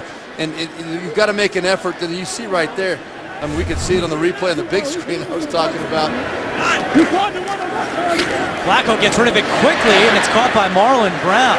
Tackle immediately made by McCourty, but good awareness by Flacco to get rid of that ball with the pressure coming. It's amazing how much a difference tempo makes. You see there Joe Flacco with the quick snap, gives him a quick, easy completion. So many more teams are adding that to that repertoire, and I would be surprised if the Ravens didn't at least try to do that a little more to get something started. Their offense has been flat. Let's face it. They have not played up to their expectations. And I think tempo could be one thing that could help them. Forsett. And he is marked right at the sticks. Avery Williamson makes another tackle for the Titans. How often have we seen that this year, Steve Berline, that a team will flip the switch and start going quick snap and go no huddle and hurry things up, and it really makes a difference. I think you're 100% right. I think Gary Kubiak in searching about ways to get this thing to jump. You look at 0 for 6 today on 3rd down, but tempo would be a great thing to do here to mix it up. 3rd down and 1. Can they convert for the first time today on 3rd down? Flacco throws, and the pass is caught by Owen Daniels. Finally, a 3rd down conversion for the Ravens. This is a great throw by Joe Flacco. Boy, he needed it as much as anybody. You see Daniels right there on the move. They tried to create some space for him off the line of scrimmage, and that ball's put exactly where it has to be put, outside where only Owen Daniels can make the play, and the sure-handed tight end came down with it. 97th straight game with a catch for Owen Daniels. That was his first catch today. That's tied for the longest active streak with Jason Witten of the Cowboys, pending what Witten does over in London today against the Jaguars. Play action.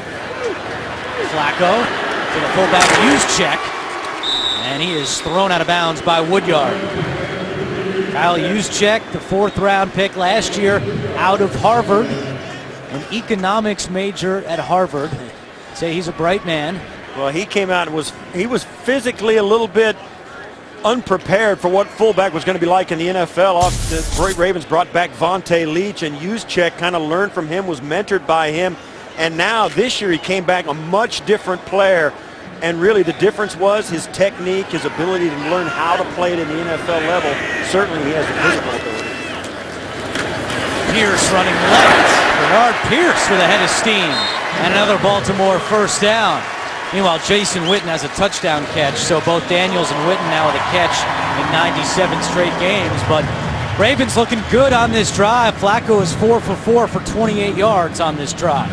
Yeah, it seems as though they found some kind of rhythm here, and Pierce, I think, has been a good change-up running the football. He's not messing around. He's hammering up in there, and it seems like the O-line is finding a way to get some movement, create a little seam for him. That's been the key. They are riding Pierce, but not this time. Carl Klug, the first one to greet Pierce at the line of scrimmage. Well, really, it's been Forsett as the main back and Taliaferro as the number 2, but it's been Pierce today. Gary Kubiak was asked about Taliaferro during the week. Did he go back to a rookie? And he said, I think if somebody makes a mistake, I like to go right back to him, but they have not done that today with Taliaferro. Sometimes that's even a better message.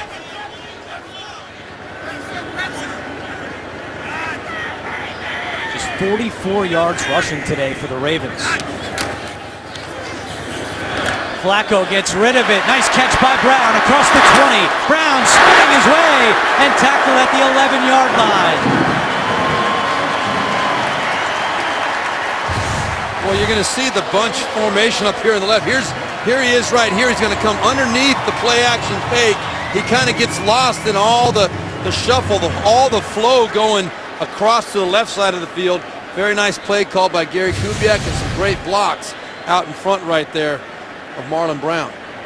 Second catch on this drive for Marlon Brown. He only had 8 catches the entire year coming in. 11th play of the drive for Baltimore. Forsett across the 10. Forsett takes it in. Second touchdown today for Justin Forsett.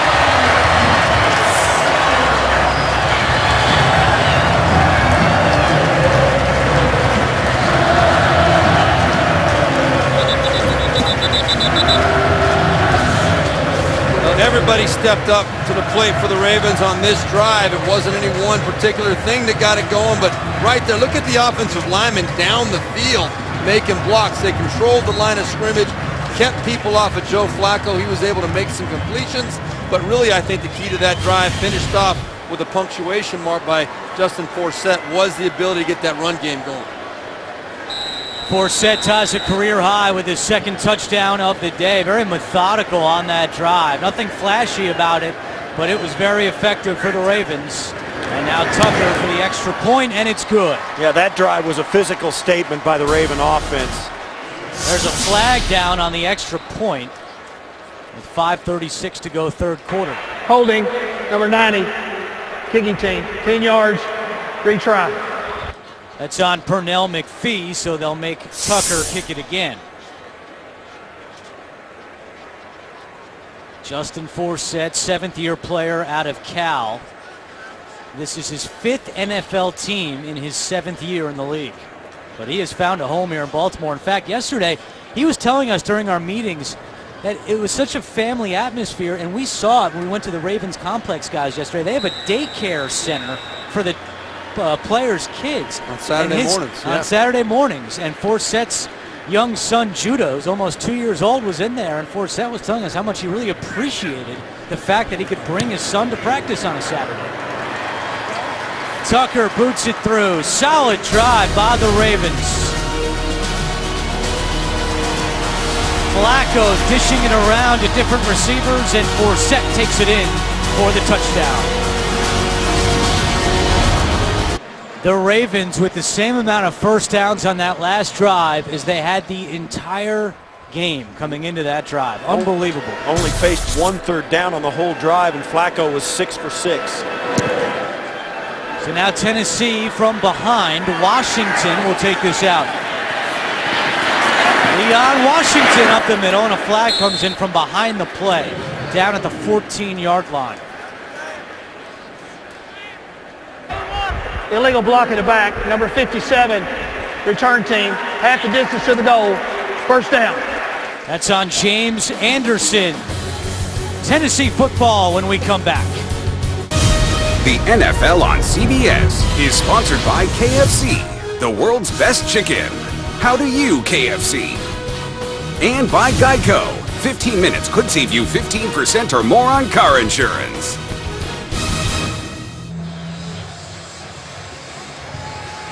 Beautiful November day in Charm City, and for the first time today, the Ravens have the lead 14-7. Since the first quarter, Tennessee only has 27 yards of offense. That's on 16 plays. Sankey trying to change that, takes it out to the 10-yard line. Well, next Sunday, the NFL on CBS rolls on with regional action. In one matchup, the Broncos battle the Rams, while the Bengals take on the Saints, or the Raiders challenge the Chargers. Check your local listings, and of course, it all begins at noon Eastern with JB, Tony, Bart, Coach, and Boomer on the NFL Today. A 4-yard pickup for Sankey on first down at 2nd and 6. Crowd starting to come to life, but Mettenberger still comfortable out of the shotgun. Tennessee practiced with speakers blaring loud music all week long. And not much doing on second down for Sankey. Doomerville and Guy combining to make the tackle. Well, it seems to me like the Baltimore Ravens have figured out the Titans really want to run the ball with Zach Mettenberger. Even though he's in the shotgun, they're going with 3 and 4 wides. They're trying to get the Baltimore Ravens defense spread out and trying to pop it up inside, but the Ravens have made the adjustments, and they're coming out, shutting down that run game. Tennessee 0 for its last 5 third downs.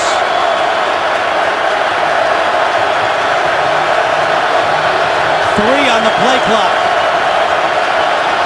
Mettenberger just gets it off. And the pass is incomplete.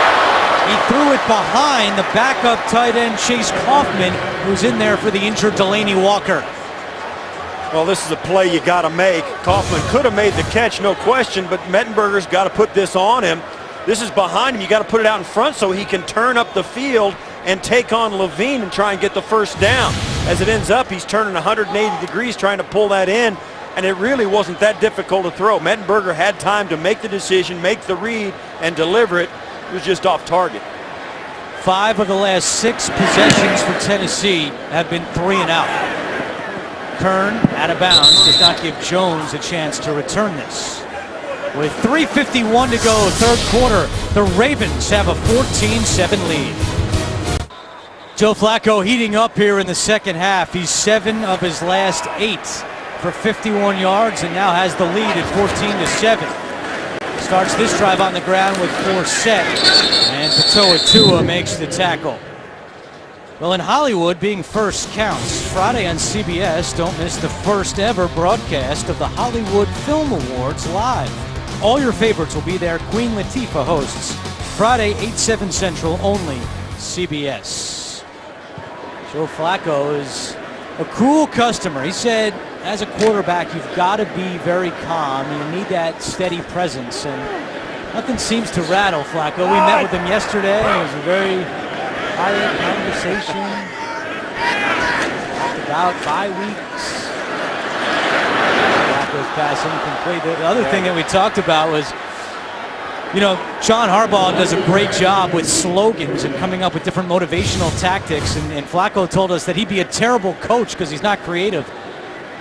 It's a great pickup. Unbelievable pickup by Justin Forsett. I was getting all excited up here, Andrew. Sorry, that was a great block that we wanted to show. Well, now a big play here for the Ravens. 3rd down and 8. Baltimore just 1 for 7 on 3rd downs. Forsett, on the bottom of your screen, running next to Flacco. Flacco looking deep.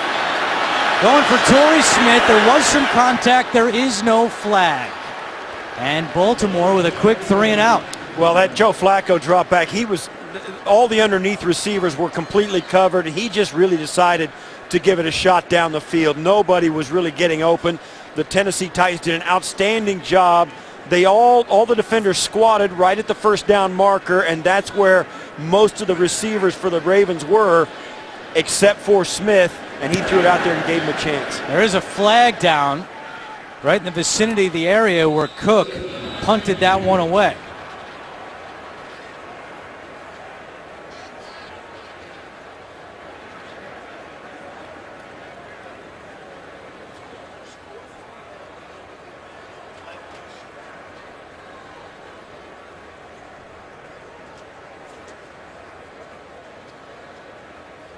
Walt Coleman relaying the call to John Harbaugh.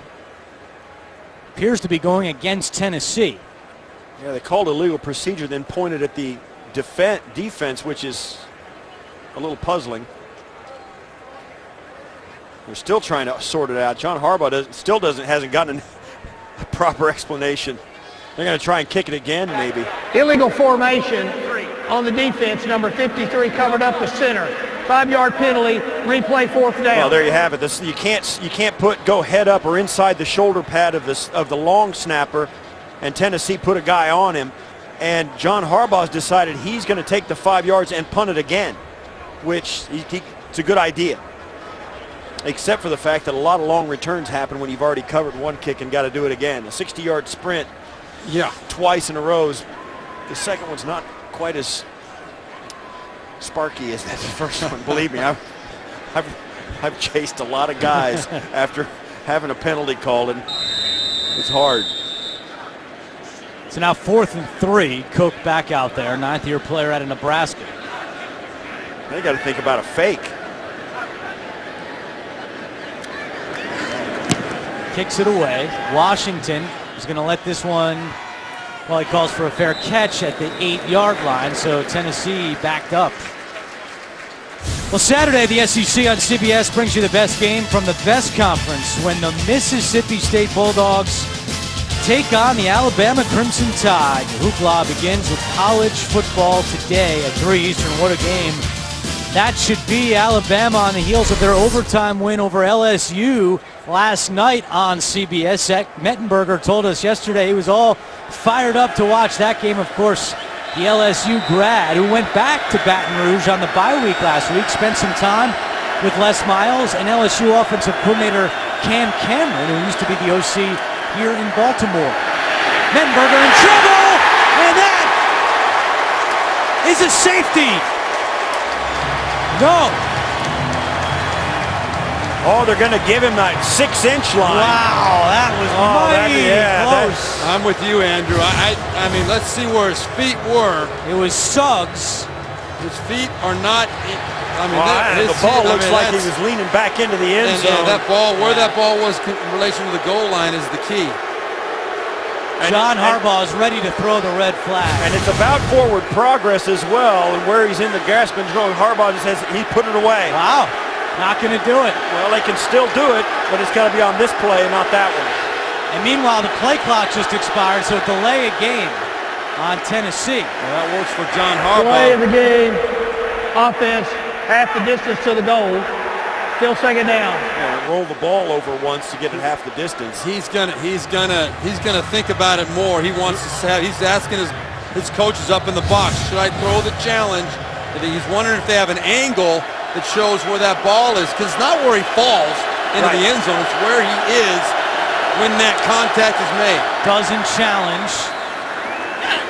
And Tennessee on the ground here. It was the 99th career sack for Suggs. Sure did look like a safety, but Tennessee catches a break. Meanwhile, now they're pinned back with 3rd and long.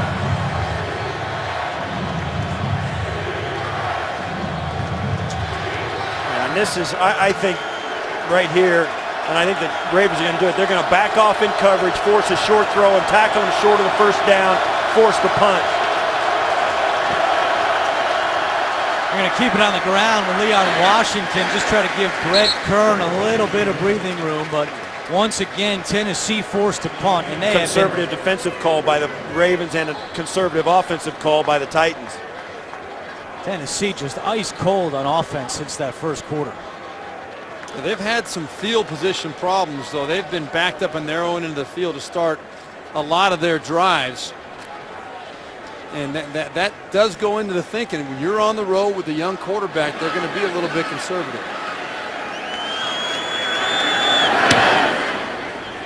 Jones drifting over towards the Tennessee sideline, makes the catch at the 40. Takes the moves on one.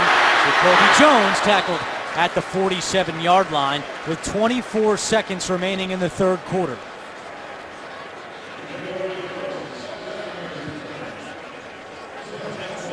You mentioned Zach Mettenberger in the field position, Steve Berline. Last 3 drives, own 7, own 9, and own 15-yard line is where they've started. There's a huge difference between having that ball backed up in your own end of the field. And I'm not talking about just from the player's standpoint. I'm talking about from the comfort factor of the coaches. That's really affecting how this game is going here in the second half. Yeah, 9 penalties against the Titans as well, as we've harped on. That's something they worked on all week at practice. Hasn't really paid off. 9 penalties, 67 yards. Flacco not close to Forsett. This is something you can tell there. I mean, you talked about how Joe Cool he is. I mean, even when things like that is a horrible little throw that he completely misses Forsett on a 10-yard route in the wide open, and even then, there's just no change in Flacco's demeanor. He's just, and that's when you say, well, what, you'd really like to have your quarterback show some passion. But that's what I think one of his strengths. Those guys in the huddle have a lot of passion. He needs to be a steadying influence, and even in the face of his own mistake, he is. Forsett on 2nd and 10 into Tennessee territory and runs out of bounds. They're going to mark him out at the 44. Well, this is a true stretch play to the left side. Really trying to get to the edge, and Justin Forsett, this is a style of run that really fits his skill set, but behind Eugene Monroe and Osemele, doing a great job, again, controlling that line of scrimmage, getting the run game going. Yeah, that's a typical stretch play that Gary Kubiak's ran in Houston as a head coach. Here it is in Baltimore. That's the end of the third quarter. Baltimore leads 14-7. We're back after this message and a word from your local station. Start of the fourth quarter. Tennessee does not have a first down since the first quarter. Over 30 minutes of game action. It's 3rd down and 1 for the Ravens. Forsett running right, has the first down. Forsett out of bounds at the 35-yard line. Well, that was a great job by wide receiver Marlon Brown. You can see him at the top of the screen, right there, blocking right there on Morgan, right here in the middle. I'm sorry, a little late with that, but Morgan, that was the key guy that needed to be contained. You had a wide receiver who was blocking him. Super job right there by Marlon Brown. 53 yards rushing for Forsett. He'll get a breather here as Bernard Pierce is in at running back for Baltimore. They give it to Pierce across the 35 and down at the 32-yard line for Baltimore. Yeah, you mentioned the wide receiver block, and sometimes the best blocks aren't always the ones where you have to flat back the guy. Sometimes just get in the way, and the running back sets up the block or outruns it, and it turns into a great play. And you're right, Brown made a great play out there, and it wasn't that it was such a huge physical play, but it was certainly courageous stepping in front of the rushing outside linebacker, and it was all. That's all it took. And that was a great, well-designed play that resulted in the first down. Morgan's got him by about 90 pounds. Oh yeah. Pierce again, and he is stood up. It'll be third down for the Ravens.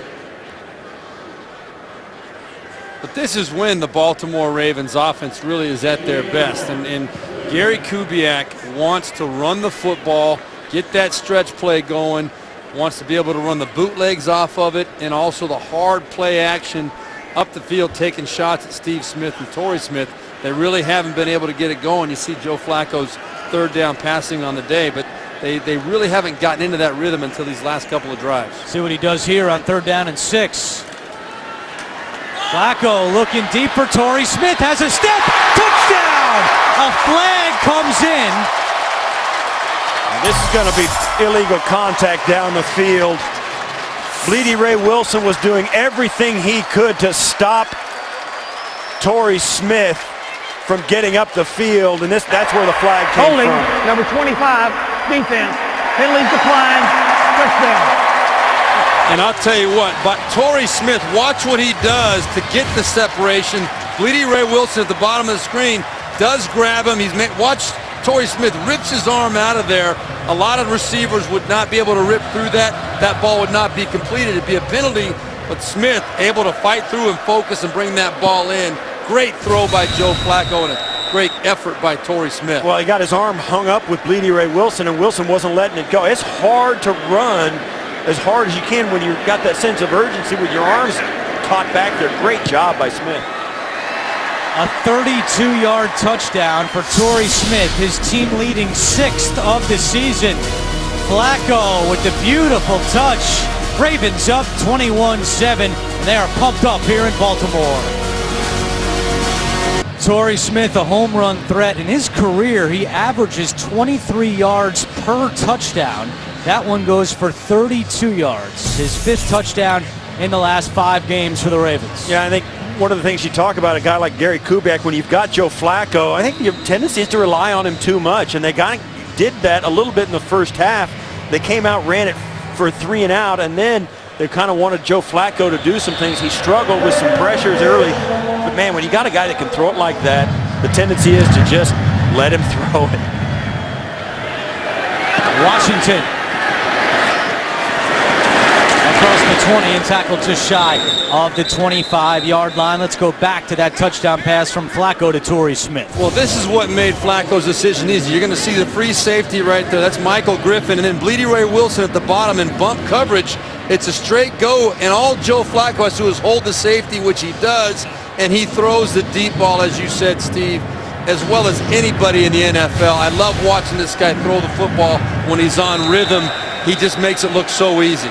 30 yards of offense for the Titans since the first quarter. As you just saw, that last play went for 32 yards for the Ravens. They've punted on their last 7 possessions. Mettenberger over the middle, deflected and nearly intercepted. Will Hill nearly came away with that pick. Yeah, Darrell Smith dropped into coverage and just got a hand up and almost tipped that up into the air. This is a nightmare for quarterbacks. You put that out there, you think you got it, and the guy gets a hand on it, gets tipped up in the air. That one kind of got tipped sideways, but you know, as soon as it gets tipped up and that ball gets batted up in the air, it's turning into an interception.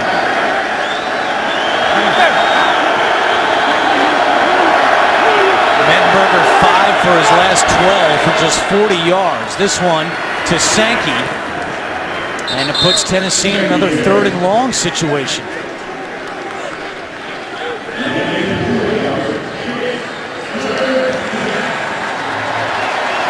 So Ken Whisenhunt's offense sputtering since that first quarter. The Ravens crowd back into it. And Tennessee in danger of another 3 and out.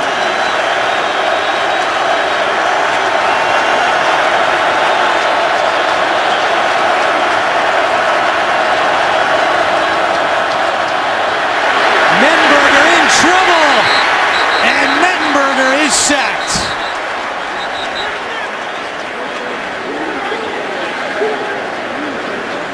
Mettenberger's looking for a penalty for a face mask. He was face masked. I know the referees didn't have an angle to see it, I guess, but he's very upset. You're going to see a guy off the left side right there. Dumerville's going to grab him with his right hand right there. He's got him. Yeah, that's a face mask. That should be a face mask. That's what Mettenberger was saying. I mean, there's no doubt about it. But the referee's back over here. You can't see him. He couldn't see it with that angle. Mettenberger's still hot about that one. Rightfully so. Rightfully so. So it's 6 3 and outs in the last 7 Tennessee possessions, although they do have a beef on that one. That should have been a face mask, no doubt about it. Jacoby Jones, there's a flag down behind the play. Jacoby Jones still going down the sideline.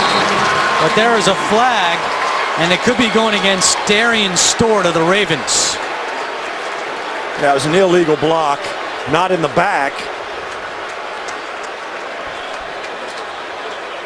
but it's a block going towards your own goal line.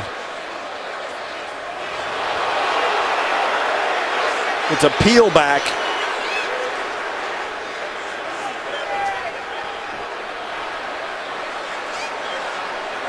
They're having a conversation about it. During the return, personal foul, illegal peel back block. 24, kicking team. That's the distance to the goal. First down. And this is hard for the fans to get because the guy that, it's a player safety issue. It's a rule that is new. But right at the bottom of the screen, you can't block a guy going toward your own goal line with the point of your helmet. The NFL on CBS is sponsored by FedEx One Rate. Simple flat rate shipping with the reliability of FedEx. Best Buy. And by Lexus and their pursuit of perfection.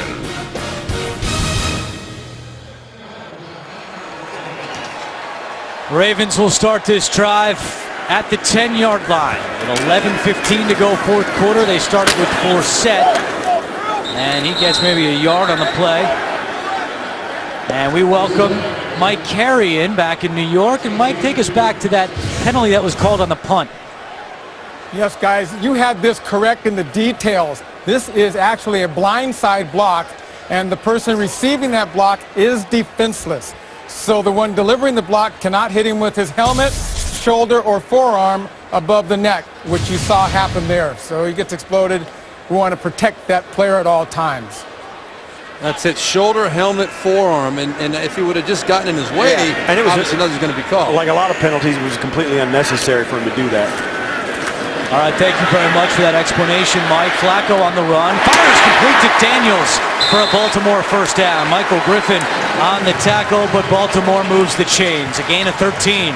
One of the things that makes Joe Flacco special and doesn't get enough attention is his ability to move. He's a big man that moves very well and does allow you to do some creative things, move in the pocket, keeps the defense honest, and then, of course, the rifle arm and the accuracy to be able to make those throws. You can't coach that. No, and they do it so rarely. I think it always catches the defense off guard because it's not something that he does a lot on his own. It always is called. You rarely see him do that impromptu. Forsett running left side, and Woodyard makes the tackle.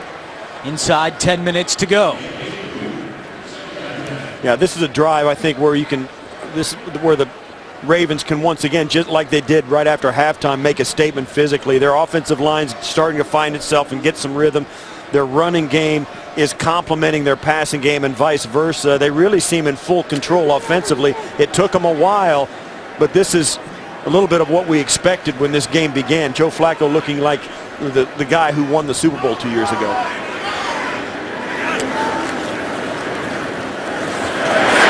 Pierce hits the whole hard ball, came out late, loose on the ground. Tennessee indicating that they have it, but they're also saying that Pierce was down before he lost the ball. Yeah, that's going to be interesting to see whether he was down by contact, because if he just hits the ground and is not down by contact, that's a fumble. Well, right there, yeah, he gets hit by Bleedy Ray Wilson, and the ball pops out. Yeah, and that's something we've all become familiar with. The ground can't cause the fumble, and that's a perfect example of it. His elbow hits, he's down, and Bleedy Ray Wilson took his legs out. Baltimore hustling to the line. Tennessee changing out personnel. 3rd and 1. The ref won't let him snap it until Tennessee was set. There's 2 on the play clock, and now Baltimore's called a timeout. No, well, that's got that. That doesn't make sense. No, it doesn't. Well, make here's sense. the thing: They're holding up play though. They're holding up play for Tennessee to sub. The offense has. If the offense makes a substitution, they have to allow the defense to make whatever substitutions they want. And Tennessee rightfully took all the time they needed to do that.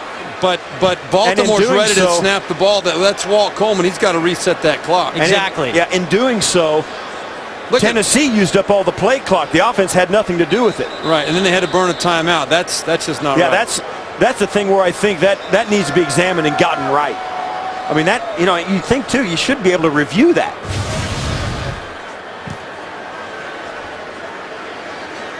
Because pace is one of the things we spoke about earlier in the game, where if you want to go with that pace, you got to be able to snap the ball. John Harbaugh has been talking to us about the bad luck he's had with this kind of stuff. Another example. Well, they call the timeout, and they get the first down with Taliaferro's first carry of the day. Let's go back to New York. Mike, we don't understand that one. Well, this one is clear, and the competition committee is really emphatic about this. The offense cannot substitute, rush to the line, and then do a quick snap. The defense is allowed to match up, and Harbaugh was ready for this. He knew that the play clock responsibility was on his shoulders, so he calls an immediate timeout. Everything went like clockwork. Shouldn't Walt Coleman in that situation, though, reset the clock when Tennessee's running people back and forth on the field, and that's what's holding the game up? No, it's the responsibility of the offense to make sure that there is time for the defense to sub and match up if they substitute. So that clock is a responsibility of the offense. All right. Wow. Good explanation, Mike. We appreciate it. I mean, you can use that as a defensive tactic if you want to do that. To get a penalty anytime you want. Just walk your guys guys out. Run out there, and then, wait, we're going to put somebody else in and just go back and forth. Yeah, keep going. Yeah, I mean just take all the time you need. And that also is a tactic against pace, as we were talking about. Well, time is on the Ravens' side here as we approach 7 minutes to go. They have a 2-touchdown lead, keeping it on the ground with Forsett into Tennessee territory, and another Ravens first down. This is setting up to be a huge week for the Ravens. They got the win for Cincinnati, the win for Cleveland over Cincinnati Thursday night. Steelers in trouble against the Jets today. Baltimore has a bye week next week. They can get in that bye 6-4. A Steelers loss to New York. It's a banner week for the Ravens. Yeah, that win, Cleveland over Cincinnati, is exactly what Baltimore needed. It kept them all bunched up right there within a game and a half of each other. So very, very significant. 6.5 minutes to go. Flacco using all that play clock up. Hands it to Forsett. Williamson chases from behind and makes the tackle. Here's what happened. If you look at the standings, I mean, this is what we're looking at. And Ravens, as we said in the open, the Ravens are the only team. They only have one division game left in the season, and all Pittsburgh, Cleveland, Cincinnati all play each other multiple times. So that's going to shake out a lot in the next 4 weeks. And I'll tell you, at the end of that 4 weeks, they're not going to be within one game of each other. That's probably fair to say. It's kind of, somebody is going to separate themselves, and John Harbaugh believes his team can do it. He was very confident when we met with him yesterday, saying his team's in great shape. Keep in mind, 4 of their last 7 games, including this one at home, as Taliaferro is on the carry. They went through a tough stretch on the road. And now they're going to be set up at home here in Baltimore down the stretch. Wesley Woodyard taking offense with Michael Orr on that play. Thought he was a little extra I'm sorry, that was Osemele, number 72. Yep, that's Kelechi Osemele. Zuta a little shaken up. We'll step aside here and come right back. Jeremy Zuta, the 7th-year center out of Rutgers, getting attended to on the Baltimore sideline. So the new center is John Urschel into the game for this 3rd down and 11 for the Ravens. 5:05 and counting to go in the 4th quarter. Keep it on the ground with Forsett. A little bit of room to run. Tripped up. And a late flag comes in from the secondary.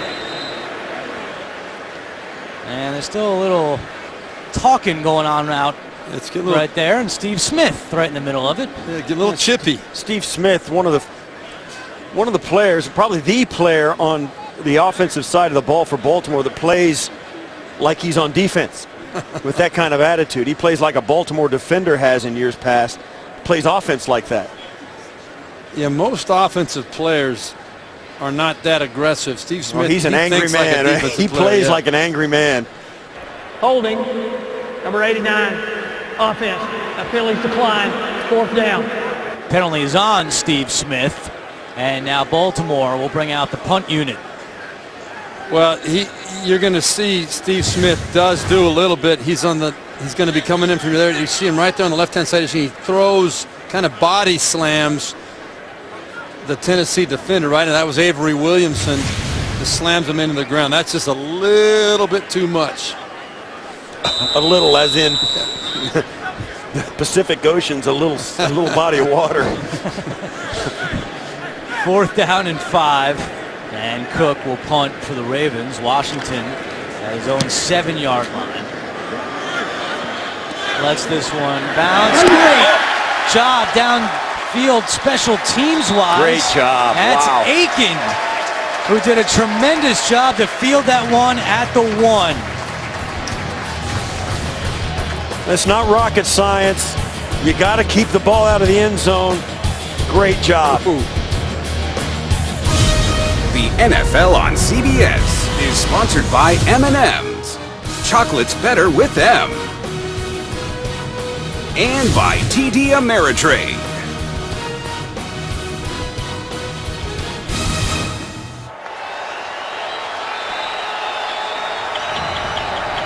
Tonight, 60 Minutes goes to the Ebola hot zone to see how the Americans fighting the outbreak are doing. Plus, actor Steve Carell tonight, only CBS. Tennessee does not have a 1st down since the 1st quarter. Mettenberger, and he finds Jack McDaniel across the 10-yard line. Tennessee has all 3 timeouts remaining. C.J. Mosley makes the tackle. And that is a 1st down. First time this half that Tennessee has moved the chains. Wow, what a change of fortune since this 1st quarter, that the Titans were really dominant as they came out and exploded with a long drive to start this game, and their defense held the Ravens to a 3 and out. How things have changed over the course of this game. Mettenberger to Kendall Wright. And he gets to the 22-yard line. And Tennessee in the no huddle. And once again, Tennessee forced to start this drive deep in their own territory. It just makes the work to be done that much more difficult. Great job of field position winning that battle for the Ravens.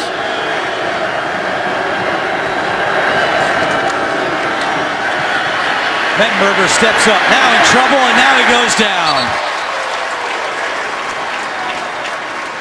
Dumerville was back there again, and so was Suggs. Have you heard that before? Yeah, and Dumerville's the one that told us, you can see him right here at the bottom of your screen. He's the one that told us that we know exactly where Zach Mettenberger's going to be. He's going to be right back there about 7 yards behind the center, and all of our focus is going to be on getting to that spot. They share that sack. 2.5 sacks today for Elvis Dumerville. Mettenberger fires over the middle to Kendall Wright for a 1st down. Tackle made at the 40-yard line by Will Hill. See, that's the kind of play right there, though. That's what gets Ken Wisenhunt and this coaching staff excited about Zach Mettenberger. To stand in there in a situation like this and deliver a strike after taking a sack the previous play, that's a very, very good sign for the future, what to expect from Zach Mettenberger.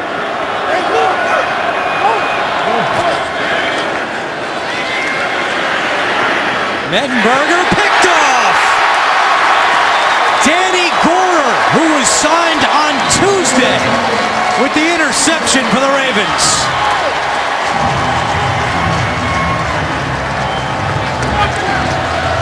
Second pick of Gorer's career, and this is second stint with Baltimore. Well, the ball is just such a long throw. It takes a long time to get there. Gorer just comes from the outside third, playing deep on the outside zone, and just watches Mettenberger and just breaks on the football, and that had no shot.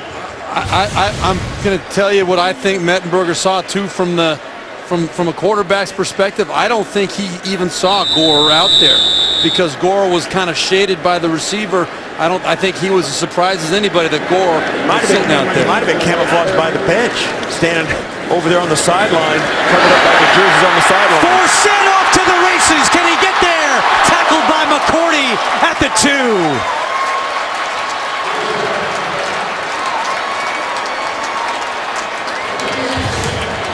That'll take this to the 2-minute warning, but this is just a great stretch run. We've seen it where Forsett goes, stretches out to the outside of the left tackle, then picks his spot, finds a wide gap, and weaves his way all the way down to the 2-yard line. 2-minute warning in Baltimore. John Harbaugh and the Ravens on the verge of moving to 6-4 on the season. Justin Forsett now over 100 yards with 111 on the ground, the 4th 100-yard rushing game of his career. First and goal for Baltimore after the 37-yard run for Forsett. And he doesn't get in. Tackled at the 1. Looking for his 3rd rushing touchdown today. I love the way he hit that hole. I thought he was in, and then a great stop at that line of scrimmage. Right there, look at that, boy. George Wilson. George Wilson sticking his shoulder in there. That's a big-time stop against a running back that had a full head of steam. Tennessee not calling its timeouts. They have 3 left.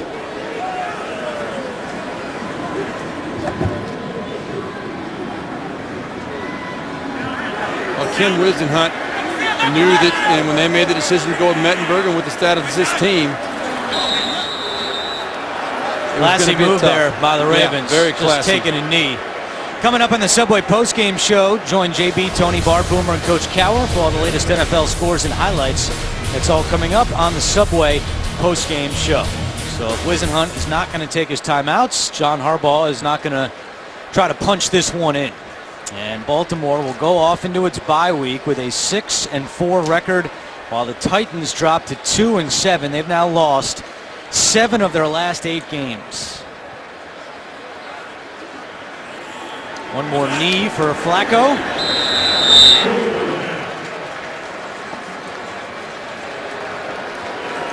And here's the upcoming schedule for Baltimore. They get a break.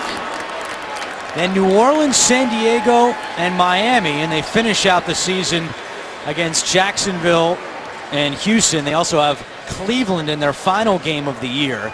That is their only division game remaining.